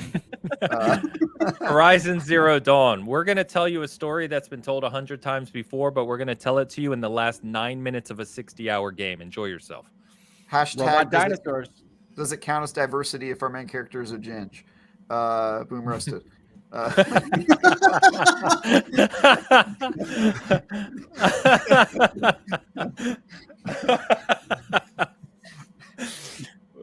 Boom roasted. Gears of War. We're going to try to make a less cool Halo and up the dude bro factor to get that percentage that didn't get in with Halo the first time. What if Cliff Blazinski's uncensored id crawled out of his teenage body and became a Travis, video game? you're so in my head. Mine was going to be the physical manifestation of Cliffy B. So Yeah. yeah. It's the physical manifestation of Cliffy B smoking a joint at a house party. That is just the game. Here we go. Do Shadow of the Colossus, please, with a 19.99 super chat from Chelsea Nagy. Thank you so much, Chelsea, for the super chat. Here's a completely standard Legend of Zelda clone that isn't as good as Legend of Zelda, but we're going to pretend that we have a lot to say about the world, human condition or otherwise, because you were evil all along. Yeah, and not only did you do a worse Legend of Zelda, but then later Castlevania did a better version of you. So Lords of Shadow pump Lords off. of Shadow. Oh, look at that. Look at that. Underrated. The only Thank you very game to escape unscathed. Castlevania Lords of Shadow. Castlevania Lords of Shadow. It's not as a favorite, so we can say that it's good and move on. Portal 2, overstaying its welcome by at least 6 hours. Boom, roasted. Kingdom Hearts, the series that's not a series at all, that again you can play through in its entirety and still have no idea what's going on. And when you think you've played it in its entirety, you still haven't played it in That's right. Kingdom Hearts making lore-based YouTubers millions of dollars for the past decade. Kingdom Hearts. What? Kingdom Hearts. What? That's a perfect Dan roast. Kingdom Hearts. It appears to be its fan base is made up exclusively of those weird people who always go to Disneyland when they're on vacation, no matter how many times they've been there, and they don't have kids. Those are the people that play Kingdom Hearts, and you're all weird, and we think you're weird. None of us think you're normal. There's something wrong inside you. That's the Kingdom Hearts fan. Oh You're roasting the people now. I was going to say, we had a couple of a little ad Just watch a hominem. Disney movie. We know that that's what you're there for. Just watch a Disney movie. That's what you wanted. Oh, God. Kingdom Hearts is fun, though. Kingdom Hearts so wrong that it makes an adjective out of a noun. Oh my god. Oh my god. That's good. Monster Hunter, where a band of people will go to hunt something that we have to act as big and scary. We're going to do that by giving you overly complex mechanics that make no physical sense whatsoever, with terrible gameplay, outdated engine, and overall just poor game design. Monster Hunter, how did you make hunting monsters less exciting than hunting deers in Red Dead?